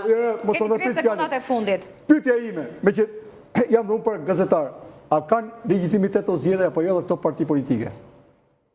Është pyetje jo e thjeshtë. Po, audienca tashmë do të komentojnë në YouTube kur të hedhim linkun. Shumë kënaqësi tu kisha në studio zotrin, zoti Mile, zoti Karaz, zoti Klima. Ndërkohë në këtë momente ne do të jemi në zhvillime të tjera, konkretisht do të diskutojmë për ngjarje që lidhen me Italinë, ka kërcënuar me jetë vajzën e Melonit, bëhet me dije se ka tentuar vetvrasjen, profesori ka konsumuar pije alkolike duke e përzier atë me medikamente. Për këtë dhe zhvillime të tjera në këtë momente do të jemi në një lidhje direkte me gazetaren Alba Kepi. Alba, përshëndetje. Përshëndetje. Cilat janë të rejat më të fundit sa i përket profesorit, gjendjes së tij shëndetësore, nëse ka pasur një reagim më pas nga kryeministra Meloni apo jo? Lajmi i orës fundit është se profesori i cili ka uruar që vajza 7 vjeçare e kryeministres italiane Giorgia Meloni të ketë të njëjtin fat me një vajzë viktim të feminicidius, është se ai është pezulluar sapo është marrë vendimi nga drejtoria arsimore e rajonit të Kampanjas, ku ai ishte vartës i asaj drejtorie, pasi ishte mësues në një lice superior, dhe është pezulluar nga puna pikërisht për të garantuar qetësinë e rregullit arsimor të atij instituti shkollor. Ky është motivi i cili është përcjell nga drejtoria arsimore, që vjen vetëm pak orë mbas asaj që dhe tithe në hyrje, faktin se ai ka tentuar vetvrasjen me një miks ilaçes dhe alkool bashk, ka qenë në kod të kuq, pra është kryer me njëherë ndihma e shpejtë pranë spitalit Nola të provincës së Napolit, por është jashtë rrezikut për jetën. Madje sot ka folur, ka biseduar dhe me kolega gazetar italian të agjencisë ANSA, ku ka konfirmuar se ka qenë në një gjendje të rënduar psikologjike, që e ka shtyr në një akt të tillë. Nuk kemi asnjë koment nga ana e Melonit, dhe as nga forcat politike mbi atë çfarë ka ngjarë gjatë orëve të fundit me profesorin e gjuhës gjermane, por dim atë se debati publik, mediatik dhe politik ndaj kërcënimeve apo postimeve të tij, që nuk ka qenë vetëm ky, por është dokumentuar se edhe kohë më parë ka pasur një postim pak a shumë të ngjashëm, është një debat i nxehtë, pasi padyshim reflektohet mbi atë çka po ndodh në shoqërinë italiane, dhe ndaj këtij postimi i shtohet dhe doza e reagimit që ka bërë po në rrjetet sociale vetë kryeministre italiane, e cila duke bashkangjitur këtë postim ka shkruar se kjo nuk është luftë politike, kjo nuk është këndvështrim ndryshëm politik, por kjo është një urrëtie ideologjike që po shtohet ditës në kundër saj apo kundër politikës së qeverisë Meloni. Ndërkohë sa i përket parashikimeve, dispozitave ligjore, qëndrime të tilla, postime të tilla edhe në rrjetet sociale, a përbëjnë vepër penale në Itali? Padyshim përbëjnë vepër penale, por sa i takon këtij lloj postimi, ka pasur një reagim të vetë autorit, i cili duke konfirmuar me shumë gjasa i këshilluar nga avokatët, nuk është një kërcënim i drejtë për drejtë që i bëhet vajzës Giorgia Melonit, po është një urim që ajo të ketë fatin e viktimës së feminicidës. Me shumë gjasa, padyshim, mbi këtë do të kishte një masë administrative, gjë që ndodhi pak qaste më parë, por nga këndvështrimi penal mendoj se nuk ka, pasi nuk është se ai ka bërë një kërcënim të drejt për drejt, duke thënë se unë dua të vras vajzën e Gjorgja Melonit, apo të bëj gjeste dhe akte, apo të nxis urrëtitjen. Ka bërë vetëm një urim, siç e quan ai, që padyshim ka interpretime të ndryshme. Nga ana e bazës ligjore, të paktën në këtë akt specifik, përveç masës administrative dhe gjithçkaje që ka të bëjë mbi gjitha me rolin e tij, mos harrojmë se është një profesor, i cili edukon brezat e ri, dhe duke pasur një qasje, një gjuhë të tillë verbale, një gjuhë të tillë në social, bën një reflektim dhe çoj në këtë masë administrative të marrë nga drejtoria arsimore. Ai vetë ka deklaruar se nuk e ka shkruar ai këtë postim, por ja ka kërkuar inteligjencës artificiale, që duket pak e dyshimt.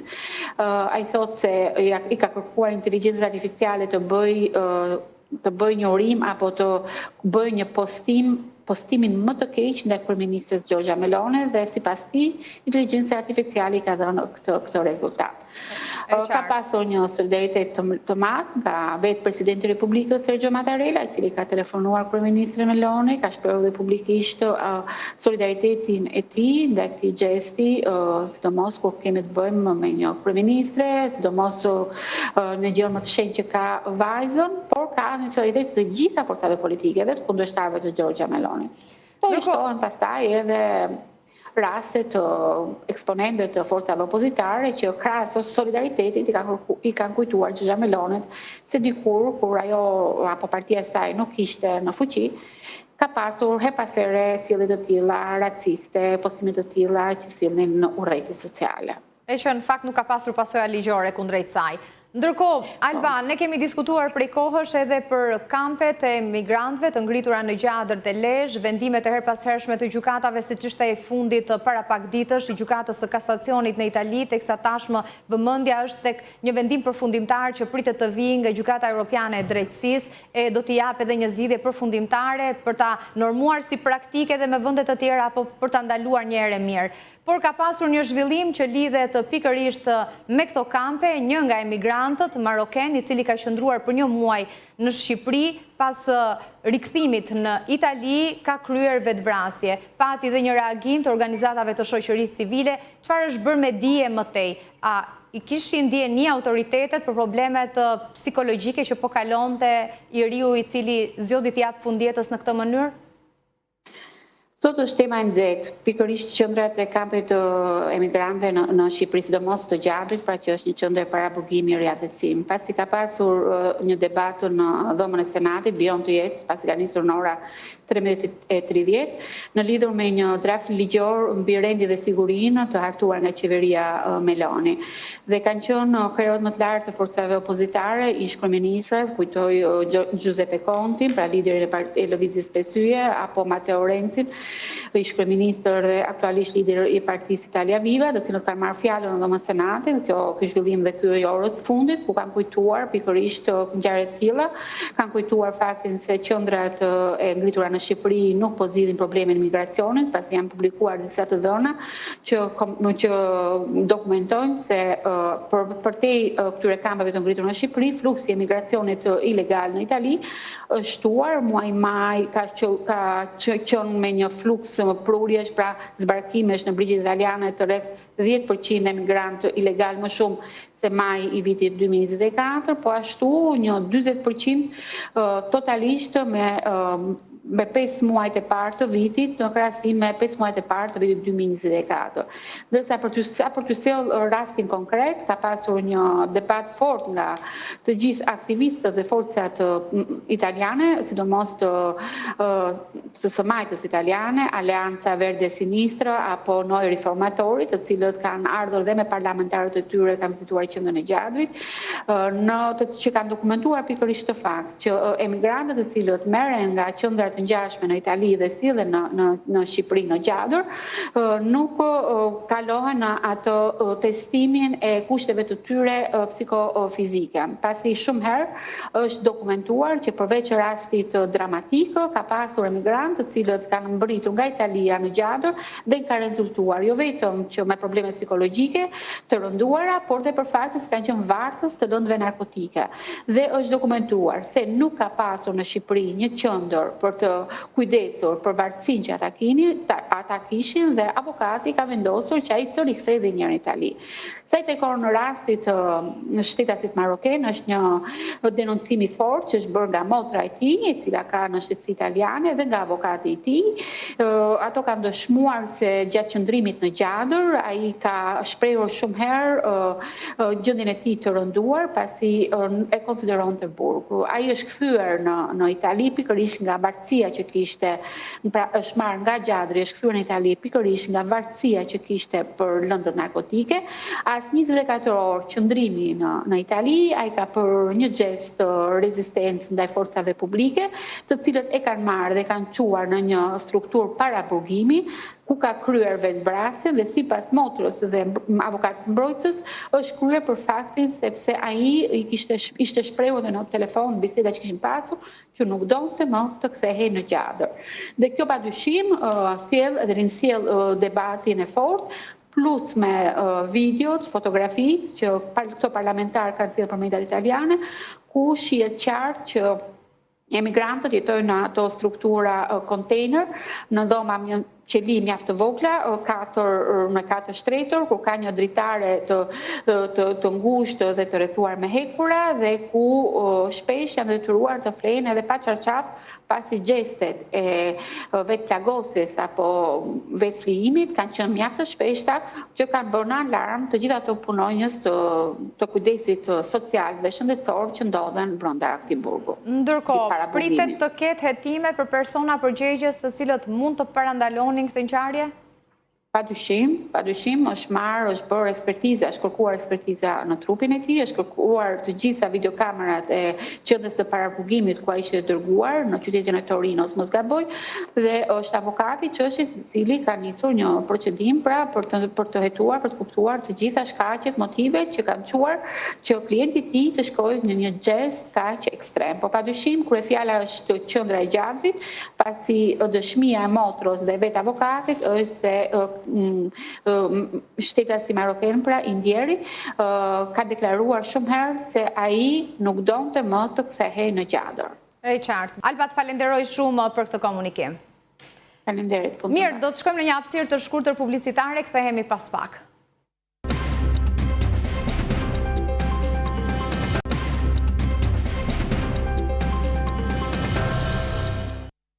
Jemi në një transmetim të drejt për drejt të breaking. Në këto momente do të diskutojmë për zhvillimet që lidhen me Kosovën, por jo vetëm.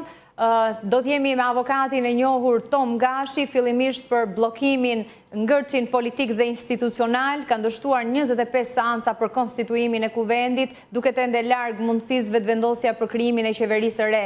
Por në fakt do të ndalemi edhe tek zhvillime që lidhen me Serbinë, pretendimet e Aleksandar Vučić për një tentim për një puç të mirë organizuar nga të gjitha nivelet shtetërore. Shkojmë në këtë momente në një lidhje direkte me avokatin Gashi. Avokat, përshëndetje, faleminderit që pranuat ftesën. Përshëndetje, Dafina, faleminderit për mundësinë. Në fakt, prej muajsh tashmë, prej më se 3 muajsh, nuk po arrin deputetët e Kosovës të konstituojnë kuvendin, duket se nuk ka një dakordsi mes liderëve politik të vetëvendosjes dhe atyre të opozitës, fillimisht për konstituimin e më pas për krijimin e qeverisë së re. Në aspektin ligjor, konstitucional, çfarë parashikimesh kanë dispozitat konkretisht, edhe sa kohë mund të vijojë kjo situatë, pra seanca të cilat dështojnë njëra pas tjetrës çdo 48 orë në shumicën e rasteve, siç po organizohen. Po, Dafina, por nuk është kështu. Faktikisht certifikimi i zgjedhjeve të 9 shkurtit ka ndodhur me 15 prill dhe që i bie praktësisht që një muaj gjysmë që po tentohet që të krijohen institucionet kryesore të Republikës Kosovës, e që është faktikisht fillimisht zgjedhja e kryeparlamentares, po e them kështu për shkak se vetëvendosja ka propozuar Albulina Haxhiun, dhe pastaj do duhet të zgjedhen edhe 5 nënkryetar të saj apo të parlamentit të Kosovës, dhe pastaj do të vijë radha për votimin e qeverisë. Mendoj që gjithë ne po e dim faktikisht që shkaktari kryesor janë këto partitë opozitare, me qenë se lëvizja vetëvendosje e ka kryer atë që ka pas obligim ligjor dhe kushtetues, si fituese e zgjedhjeve të 9 shkurtit ka propozuar menjëherë herën e parë që ka qenë mundësia se cila është e preferuara e vetëvendosjes për kryetarët të parlamentit.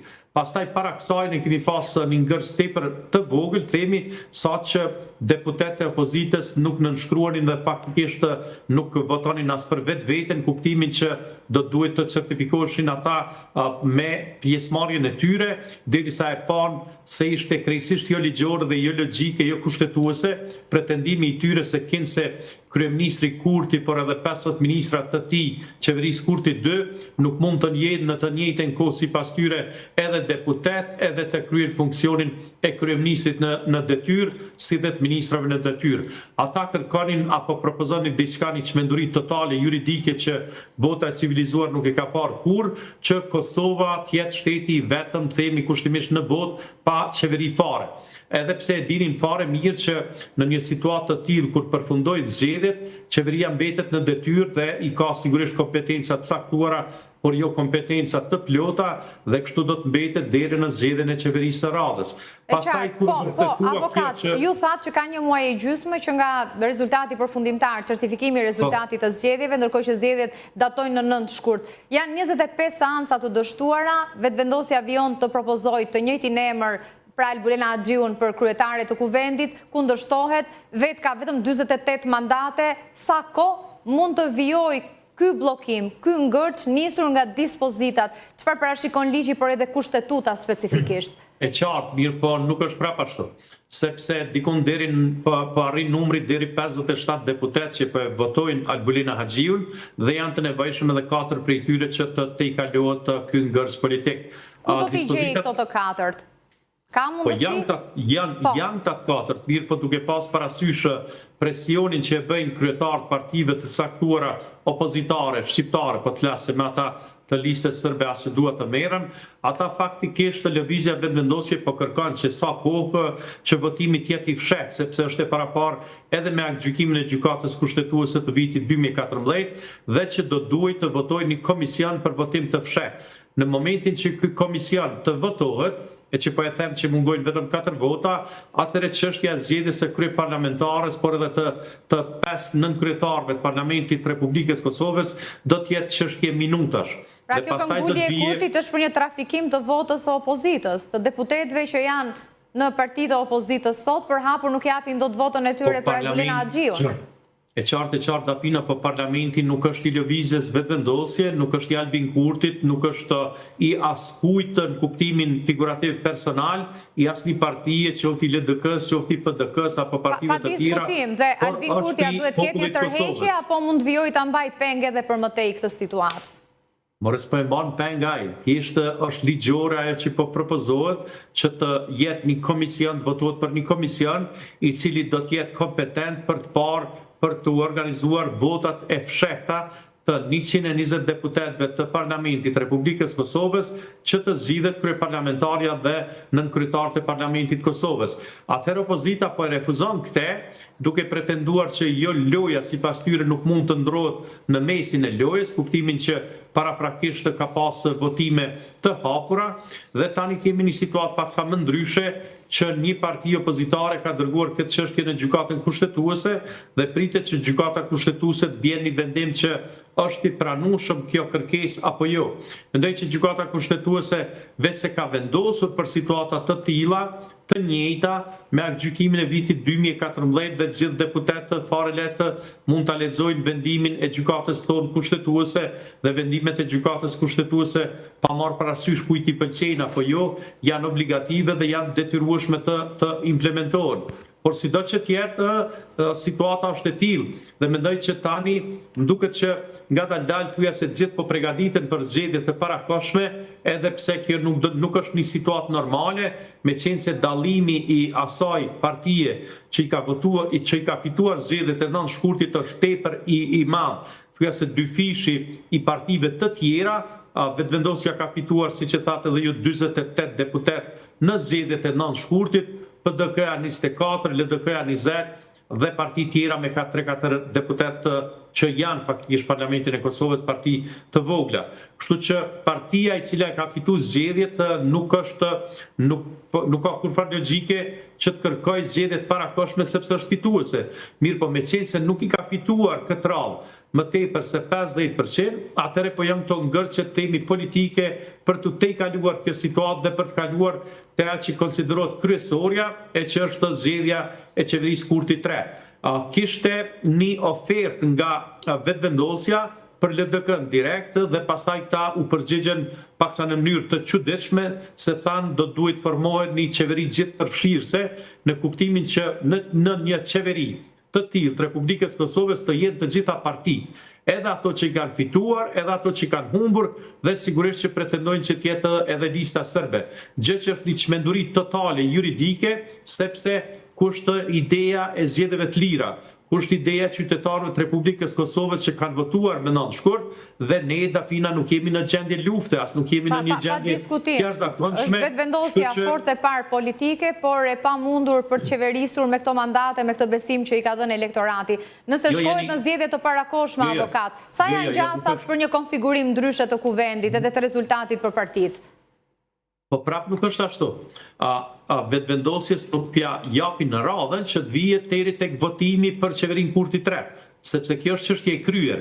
Mirë po kjo kushtimisht është pjesa e dytë e lojës temi juridike, sepse pjesa e parë është votimi kryeparlamentarës dhe zëvendësve të saj. Kështu që nëse partitë opozitare janë të bindura se kushtimisht Albin Kurti nuk mund ta votoj, nuk mund ta fitoj votën për Parlamentin e Kosovës për qeverin Kurti 3, atëre këta e kanë fare lehtë, duhet ta testojnë Albin Kurtin, që i bie të votohet Albulina Haxhiu dhe pastaj Albini ka 15 ditë për të dalë do të thotë në garë me propozimin e lëvizjes vetëvendosje që është ai, dhe që pastaj do të shohmi a janë 61 deputet të partive shqiptare për Albin Kurtin apo jo. Nëse kushtimisht nuk janë, atëre topi kalon tek partitë opozitare, sepse ndryshe nuk ka. Dërsa në pyetjen e juaj nuk ka ndonjë rregull e veçantë ligjor që përcakton se sa herë mund të shkohet me këto votime për çdo 2 ditë. Pastaj ka pas një propozim që të ndërprehet faktikisht kjo dhe që të pritet vendimi gjykatës kushtetuese që prapë e them, gjykata kushtetuese nuk mund të vendosë ndryshe se siç ka vendosur në vitin 2014 për situatë të njëjtë. Është dhënë edhe një propozim që mos bëhet çdo 2 ditë, sepse kjo ka qenë faktikisht edhe një propozim i mirë i presidentes, por ja që nuk po mbushen mend partitë opozitare për të votuar diçka për të tejkaluar ky ngërç. Dhe ju si prisni, çfarë do të ndodhë më tej? Do të kapërcehet ky ngërç apo do të shkohet në zgjedhje të parakoshme? Unë mendoj që tani veç presidentja... Zgjedhjet jashtëzakonshme duhet thënë. Po, presidentja veç ditën e nesërme do t'i takoj krerët e partive për të caktuar një datë për zgjedhje lokale dhe nëse kjo situatë shkohet kështu, edhe pse besoj që do të kalohet, atëre mund të kemi një situatë të tillë që zgjedhjet lokale dhe qendrore të jenë të njëjtën ditë. Dhe nëse ndodh kjo, po avokat, merrni kohën tuaj, nëse ndodh kjo, a do të ketë më shumë mandate për vetëvendosjen apo do të shkojë mbështetja më e madhe për partitë opozitare? Bëhen parashikime të tilla në këtë fazë? Mendoj që është njëjtë. Vetëm një ndërprerje. Po, patjetër. Po diskutojmë me avokatin e njohur Tom Gashi, pikërisht mbi zhvillimet që lidhen me Kosovën, 25 seanca të dështuara për konstituimin e kuvendit të Kosovës, vetëvendosja si forcë e parë politike me 48 mandate nuk ka arritur të marrë mbështetjen e mjaftueshme në kuvend për të zgjedhur fillimisht kryetaren e kuvendit. Propozimi i vetëvendosjes që nga seanca e parë ka qenë Albulina Haxhiu, e cila ende nuk ka arritur të marrë mbështetjen në 25 seanca. Një nga tezat që po diskutohet është shkuarja në zgjedhje të jashtëzakonshme, e nëse ndodh kjo, avokat Gashi, Si e mendoni ju mbështetjen? Do t'i shtohet mbështetja për Albin Kurtin apo do të shkojë më shumë mbështetje për partitë opozitare në raport me këtë rezultat që kemi sot? Mbështetja do t'jetë më e madhe për lëvizjet vetëvendosje, sepse tani qytetarët e Republikës Kosovës e kanë kristal të qartë se kush është bllokuesi faktikisht për zgjedhjen e institucioneve kryesore, që është zgjedhja e faktikisht kryeparlamentares tonë, dhe që po e dinë që këto partitë opozitare thuja se të gjitha njëjtë po bëj bllokadat të tilla dhe nuk po mund të shkohet faktikisht në jetën institucionale, siç është e paraparë me ligjet dhe me kushtetutën tonë.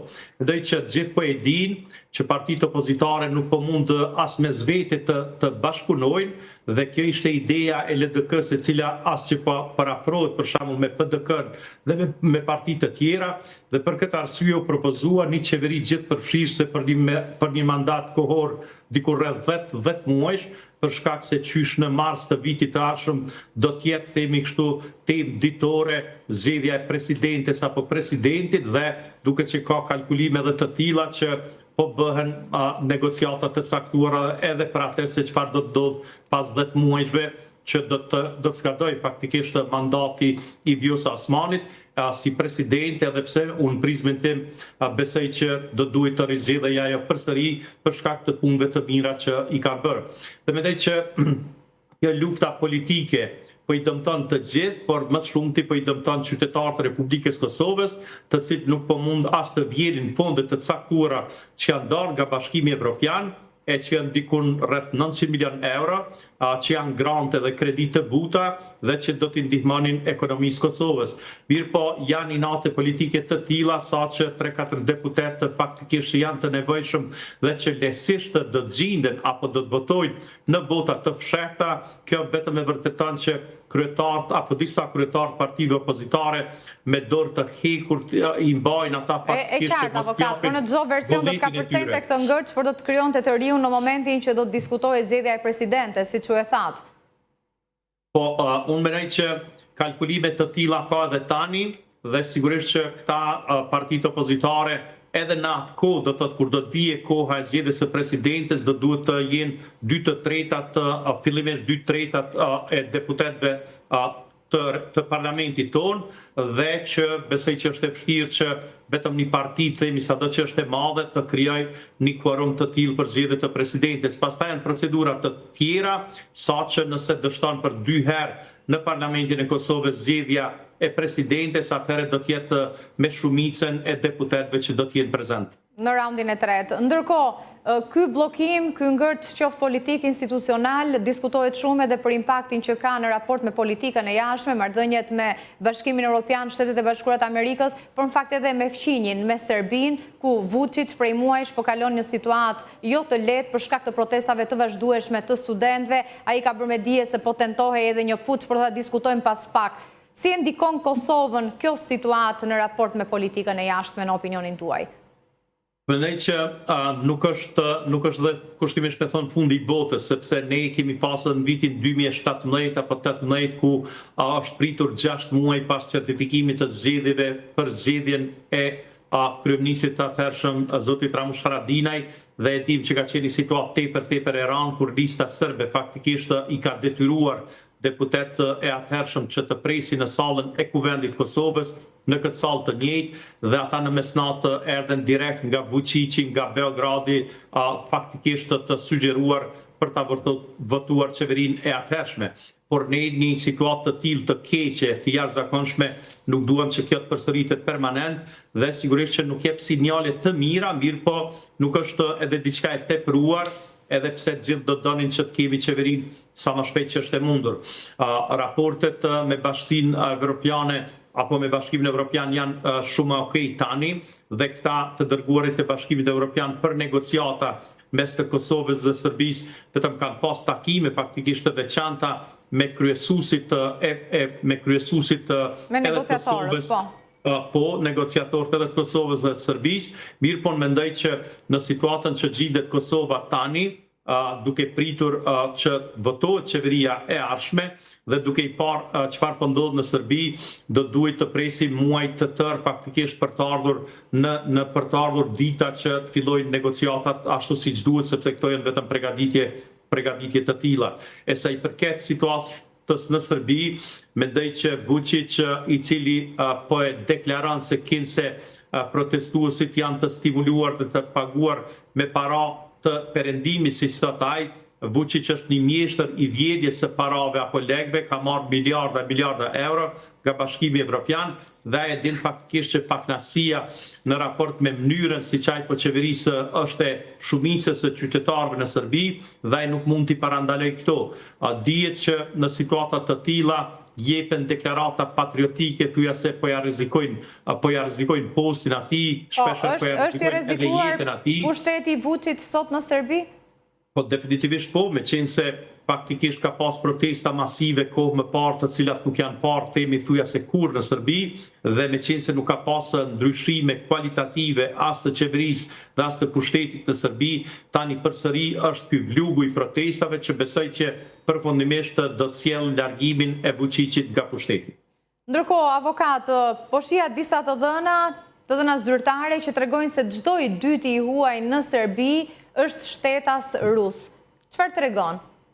Po kjo tregon faktikisht atë afërsinë që ka Serbia me Rusinë dhe që as pak nuk është e mirë as për Serbinë vetë.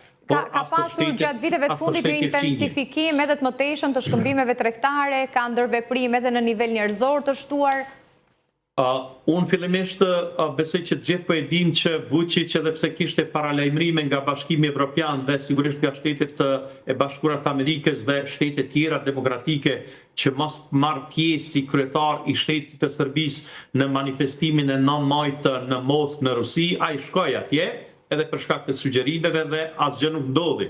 Ai faktikisht bëri edhe një deklaratë që i pranonte kinse eventualisht masat ndaj tij personalisht, por jo ndaj Serbisë, dhe po e shohim edhe tani që Serbia po përkthehet pa ndonjë arsye të veçantë, por kjo ka ardhur në shprehje posaçërisht me fillimin e luftës në Ukrainë, saqë perëndimi po mendon që me lekë dhe me levantime të tilla ta bëj Serbinë që të kthehet ka perëndimi dhe jo që ketë gjithmonë me Rusinë. Mirë po duket që kjo politika e perëndimit është shumë e gabuar dhe që nuk mundet në të njëjtën kohë me një dorë ta ushqej dhe me një dorë kinse ta kritikoj Serbinë, do duhet definitivisht që të vinë kushte të caktuara që është me Bashkimin Evropian dhe me botën e civilizuar me perëndimin apo është direkt me Rusinë. Dhe për këtë arsye, çdo i dyti siç e thatë dhe ju i huaj i regjistruar me leje qëndrim në Serbi është nga Rusia dhe pastaj ne kemi edhe baza kinse humanitare brenda territorit të Serbisë që janë faktikisht të qendra të spionimit të Rusisë që e bëjnë në territorin e Serbisë dhe që përfshin afera spionazhi për gjithë territorin e Ballkanit dhe më tutje. Kështu që Serbia permanent është një shtet që krijon tensione të tepër të larta dhe për këtë arsye bashkia ndërkombëtare do duhet të ishte shumë e kujdesshme në raport me Serbinë dhe jo ta përkthejnë, sepse Serbia e kupton vetëm forcën, ligjin e forcës dhe sigurisht negociatat buta me te pa e detyruar faktikisht me presion ndërkombëtar në një lloj mënyre të normalizohet dhe të zgjidhë. Është me Bashkimin Evropian, me perëndimin apo përjetësisht në betet me Rusinë, po jo që do duhet merreshin shumë me te.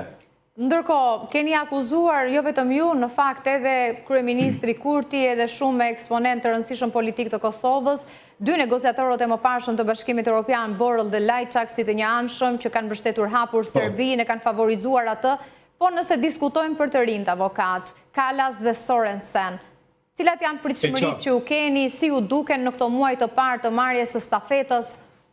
Unë mendoj që makese ata nuk mund të jetë askush. Ata faktikisht për 4-5 vite vetëm i gëzuan të mirat e Bashkimit Evropian bazë posteve që i kanë bajtur, kanë pas rroga marramense, do të thotë të paimagjinueshme, sa shumën e lekëve kanë marrë për këto vite dhe rezultati i tyre është zero.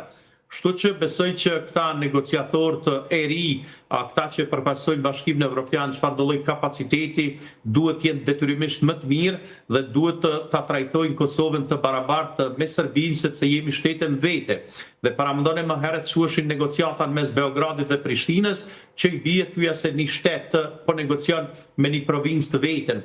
Rregullat tani kanë ndryshuar dhe besoj që prej që kemi Albin Kurtin kryeministër dhe ai ka qenë kryesuesi dhe faktikisht faktori kryesor, atëherë këto çfarë Albini ka ofruar, Serbisë nuk po i pëlqejnë, por po i pëlqejnë dhe po e kërkon permanent asociacionin ajo që është kryesorja e vitit 2013 dhe 2015, kur pushtet ka qenë zoti Hashim Thaçi dhe Isa Mustafa, ndërsa këtë çfarë po e ofron Albin Kurti, sigurisht në ndryshësinë ndërkombëtare, atij fare nuk po i pëlqen dhe Vučić deklarohet permanent që ai nuk i don këto dhe ne e dim që faktikisht nuk bëri një nënshkrim as në Bruksel dhe as në Ohër.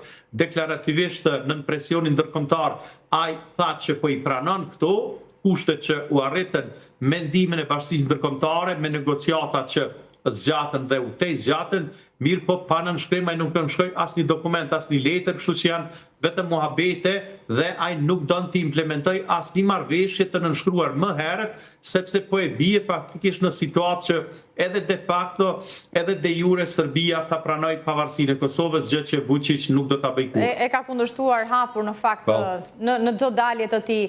Avokat, edhe një pyetje të fundit, nëse është i rrezikuar pushteti Vučić, pasardhësit që pritet të marrin pushtetin në Serbi, pritet të kenë një qasje tjetër me Kosovën në raport me njohjen e saj, me respektimin e këtyre marrëveshjeve të nënshkruara me ndërmjetësimin e Bashkimit Evropian?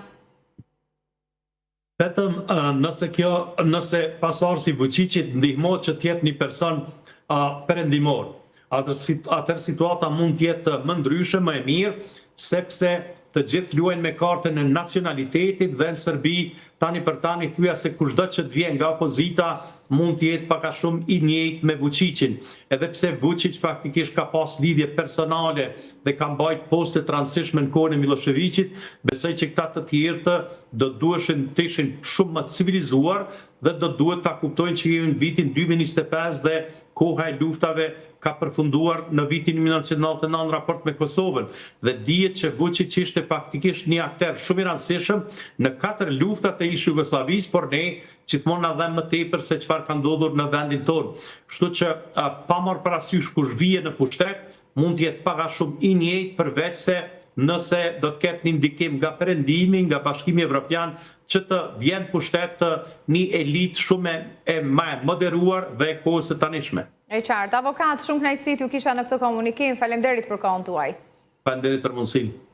Ne do të shkojmë në një hapësirë të shkurtër publicitare. Në pjesën e fundit do të ndalemi tek përgatitjet për ndeshjen e mezipritur të shtunës Shqipëri-Serbi. Në fakt ka shumë ankesa nga tifozeria sa i përket mënyrës që FSHP-ja ka zgjedhur për biletat, po do t'i diskutojmë gjerësisht vetëm pas pak.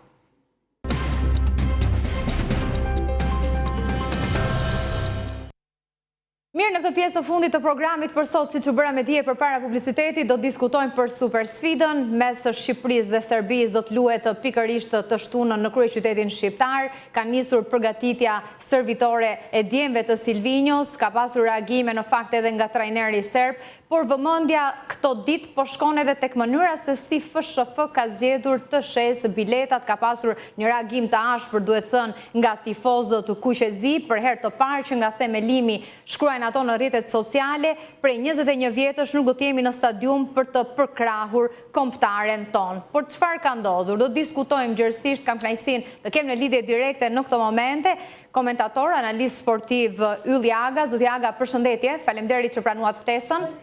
Përshëndetje, faleminderit. Na bashkohet po ashtu edhe një nga tifozët Kuqezinj, Ariglon Pali. Ariglon, përshëndetje. Përshëndetje, faleminderit. Do ta nisim së bashku, në fakt, nisur edhe nga reagimi më i fundit që keni pasur. Çfarë nuk ka shkuar siç duhet me mënyrën e zgjedhur nga FSHP-ja për biletat? Pse nuk do t'jeni për të mbështetur skuadrën e zemrës në stadium? Pyetjem se ne nuk do të jemi, atëherë normalisht ne do t'ja bëjmë FSHP, sepse tifozët Kuqezi kanë 21 vite që e ndjekin kombëtarën si brenda si jashtë. edhe nuk është pyetje që duhet na bëhet ne. Kjo që e di PSHP-ja sepse tifozat kuqezi nuk duhet jenë në stadium. Ka disa neshë që kanë nisur le të themi për plasjet nga ana e PSHP-s ku nuk na ka pajisur me bileta, pavarësisht se në 2 ndeshjet e kaluara kemi arritur disi që të marrim biletat te sektori jonë. Ndërsa në ndeshjen që ne do zhvillojmë me Serbinë, vendosën që të bëni një short për të marrë biletat, short gjithë përfshirës, siç e thon ata, se vetëm gjithë përfshirës nuk ishte, po kjo gjithë përfshira duket ishte për të përjashtuar tifozat kuqezisë, s'po kuptojmë gjë tjetër dhe biletat kanë filluar të shpërndaren me miq. Qoftë edhe ai shorti i famshëm që thanë këta do shpërndajnë në shorti, nuk njoh deri tash person që ndiqet ra shorti, pra nuk po dim ku janë biletat, ku i kanë shpërndarë.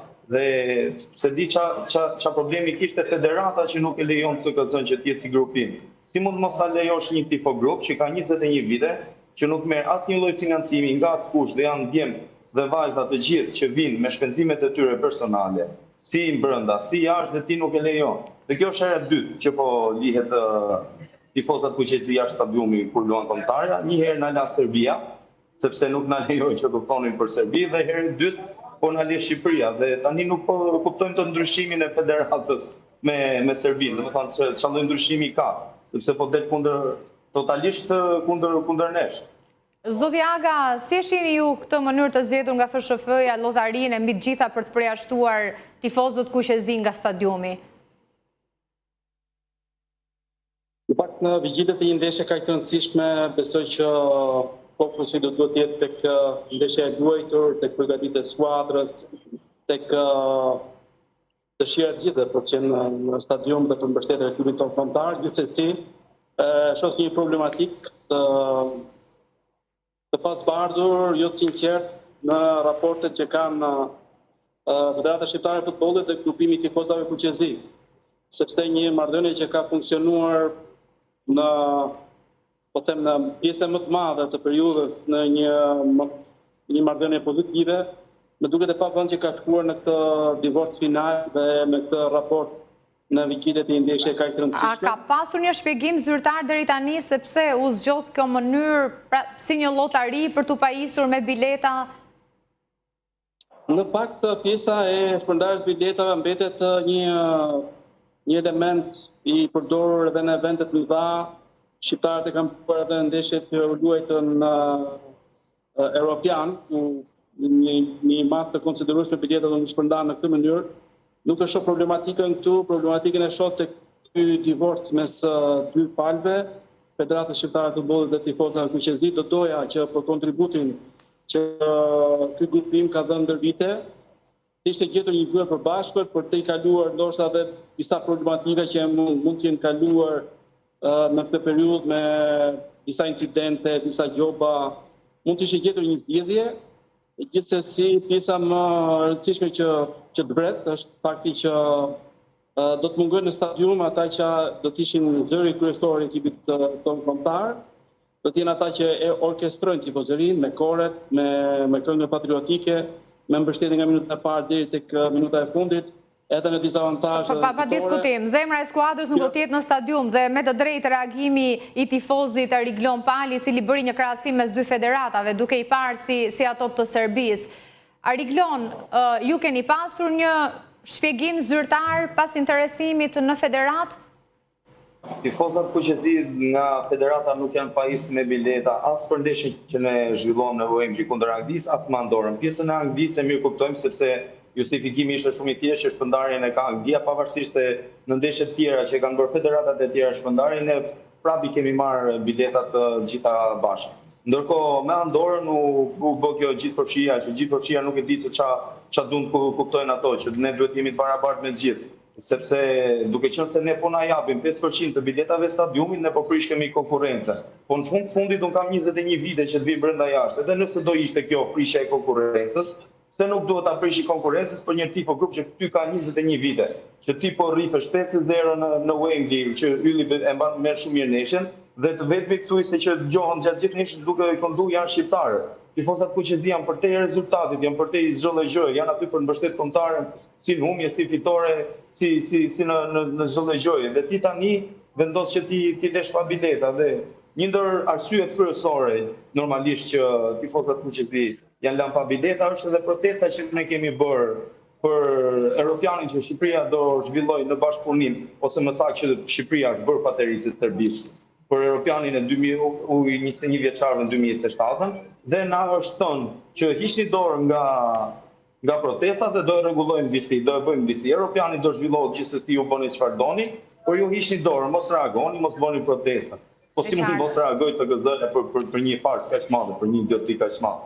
Nuk e marrim në fare në aspektin futbollistik, sepse në aspektin futbollistik, nëse do ishte me një shtet tjetër, tifozat fuqezi janë absolutisht, do ishin promovuesit më ndënjë të këtij Europiani.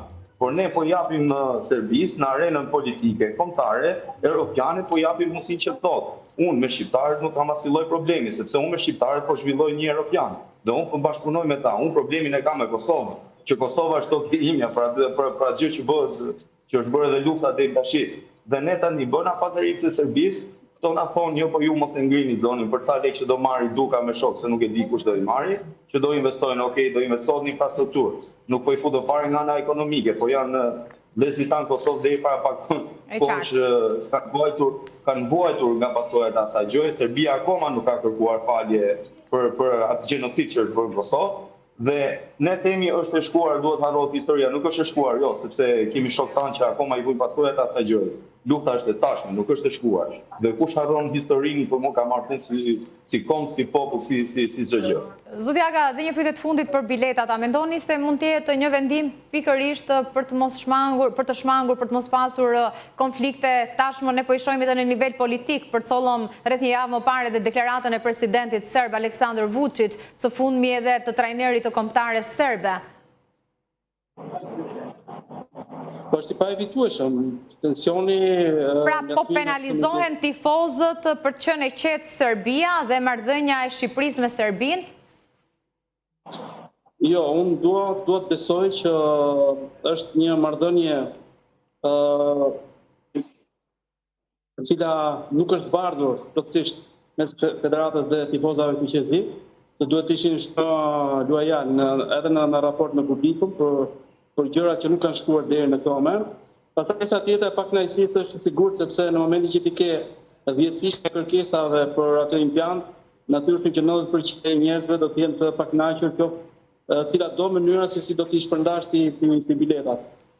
Në fund të fundit ne duhet përgatitemi vetëm për një ndeshje futbolli, dhe çdo njeri që do të ketë një bilet në dorë vi për të mbështetur Shqipërinë, nuk do të vi as për të bërë luftë me Serbinë, as për sjellje të dhunshme për të sjellë ndërprerjen e ndeshjes. Ne duam të jemi lojtari 12 aty, ta mbështesim ekipin tonë kombëtar. Ndoshta do të jetë e pamundur pa tifozët fuqezi, në mënyrën se si ata kanë bërë gjatë kësaj periudhe. Por çdo njeri që do ketë fatin aty, unë do lutesha që të fokusohet vetëm tek ndeshja. Ne kundërshtarë serb do të kemi në të gjitha fushat e tjera, jo në fushën e lojës. Dhe pikërisht ndalemi edhe tek përgatitjet e deri tanishme të kombëtares, me kë ka parashikuar Silvinjo të luajë në fushën e Blert. A do të marrim 3 pikë të shtunën në Tiranë? Ariglon? Tani, Lita, okay. Okej, ne normalisht shpresojmë që të marrim 3 pikë. Tifozat fuqezi ndoshta nuk do jenë stadium, po zemra normalisht që e kanë aty dhe ne aty do jemi, afër stadiumit. Me dëshirë duam 3 pikë në çdo përballje të kombëtares, por nëse shohim se si është ekipi ynë, si është ekipi i kombëtares serbe, pra të bëjmë atë diskutimin objektiv. Ndoshta kanë diçka pak më lart nga ana fizike si. Kemi një shkëp, po. Nga ana fizike Serbia është diçka më mirë, por duke parë unë pash edhe listën që ka shpallur Serbia me ndeshje kundër nesh, nuk kanë asgjë të pamundshme. Normalisht do doja që ne të ishim në stadium, do jetë një minutë, unë besoj që do jetë një minutë shumë i madh mosprania e BGZ-s, dhe do jetë një ndeshje më skandaloze për një tifoz që don futbollin për të parë në stadium. Do të thonë, kjo është një ndeshje për dikë që dëshiron të shikojë teatr dhe të marrë një pak ofare dhe të vi aty qetë. Sepse edhe nëse ti do duhesh të bësh një kohë një diçka, aty do kesh plot civila, nga informacionet që kam si gazetar, janë të pakën mbi 700 civila. Domethënë policë civila të shpërndarën nëpër stadium. Dhe besoj do ketë shumë probleme. Si sa fillosh qas Serbin, do të vijë ai tjetër jo po prit mos. Po pritet se jena në stadium tash, nuk jena në teatr, jena për të mbështetur kombëtarin, jena për të bërë zë. Jena për t'i fut dridhurat të kundërshtarit, pra me kore, normalisht sigurisht. E qartë, po edhe plani masave do duhet zbatuar, sepse rrezikojmë të penalizohemi nëse bëjmë shkelje.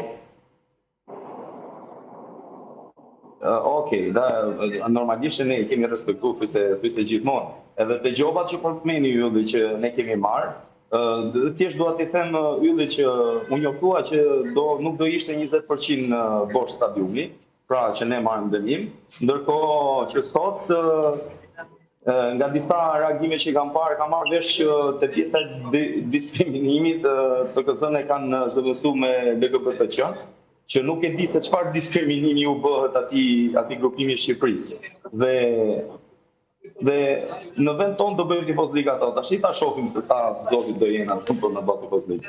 Ariglon të falenderoj për këtë lidhje. Ndërkohë, zoti Aga, si e parashikoni ju në çfarë kushtesh është kombëtarja shqiptare për të përballur të shtunën me Serbinë? Safina, për të dëshirës dhe mëndrës së gjithëve për një ndeshje të madhe dhe për një fitore që do të na ndihmonte në objektivat për kualifikimin e mundshëm në finalin e botrorit. Është e rëndësishme të analizojmë faktin që në ndjenjë të çdo ndeshje bëhet një lloj preview-je, një lloj parashikimi dhe vendosur në letër apo në peshore, të gjithë do të jenë të qartë dhe le ta konstatojmë që përballemi me kundërshtar që në letër është më superior se sa ekipi kombëtar, kjo për traditën që dy ekipet kanë, për një pozicion që kanë në ditën e FIFA-s, kujtoj Serbia është vendi 31 në renditjen e FIFA-s, Shqipëria është vendi 66. Për vlerën e lojtarëve që janë të grumbulluar me Serbinë që është me gati 270 milion euro, me Shqipërinë gati 100 milion euro, pra në peshore Serbia është më favorite. Por fakt zotit luhet një ndeshje futbolli, lojtarët janë aty për 80% të mundësive të tyre dhe unë jam plotësisht i bindur që cili do të qofshin zgjedhjet e trajnerit Silvino do të mund ta japin më të mirën e tyre, duke patur edhe fatin me vete, duke patur edhe mbështetjen e publikut, duke patur edhe episodet në favor, shpresoj të marrim një fitore që do të na ndihmonte jashtëzakonisht shumë për objektivin për të qenë minimalisht të dytët në një grup ku Italia realisht duhet jetë e pakonkurrueshme për vendin e parë. Urojmë të ndodhë. Kjo është shumë kënaqësi t'ju kisha në këtë komunikim. Faleminderit. Mirë, ne kemi mbritur në fund të programit për ditën e sotme. Ishim me një transmetim të drejt për drejt për afro 3 orësh me zhvillimet kryesore të ditës. E nisëm në fakt me një operacion të SPAK me autoritetet finlandeze, 300 kg droge sekuestruar, 9 persona të arrestuar, 2 të tjerë të shpallur në kërkim. Po ashtu një tjetër grup i trafikut të drogës dhe armëve i goditur nga policia e Fierit, aty përdori nga antarët e këtij grupi sipas policisë edhe maska me fytyrë njeriu, po ashtu edhe veshje të policisë. Me që ato arritën që ta zbulojnë dhe 4 persona janë arrestuar. Po ashtu ndalëm tek zhvillimet të tjera, kas që po shqyrton ankesat, sot u hap një kutije Vlorës pas ankimit që ishte bërë nga Nisma Shqipëria Bëhet, por sipas informacioneve rezultoi se fletët e votimit ishin me vul përkundër pretendimeve që kishte nga ky subjekt politik. Ndërkohë që vijojnë ankesat edhe nga kandidatët e Partisë Demokratike të listës së hapur, të cilët tashmë meqense nuk u legjitimuan në kas, po bën rrugtimin deri në kolegjin zgjedhor, do të shohim se si do t'jetë vendimarrja aty apo nga ana tjetër nëse do të kenë një mbështetje nga Partia Demokratike për rastet kur ata mendojnë se ka pasur një trafikim të brendshëm të votës. E së fundi u ndalëm tek ajo që po ndodh në lidhje me përgatitjet për përballjen e madhe të shtunën mes Shqipërisë dhe Serbisë. E nga ana tjetër problemi për herë të parë i shkaktuar në lidhje me tifozët pas 21 vjetësh, ato nuk kanë bileta të rezervuara, nuk do të jenë në stadium për të parë kombëtaren. FSHF-ja zgjodhi një mënyrë llotarie përmes kërkimeve dhe aplikimeve online për të pajisur me bilete. Duket se tashmë tifozët kuqezin kanë mbetur jashtë kësaj ndeshje të rëndësishme. Faleminderit që na ndoqët, bashkë do të shihemi nesër, kalofshi bukur.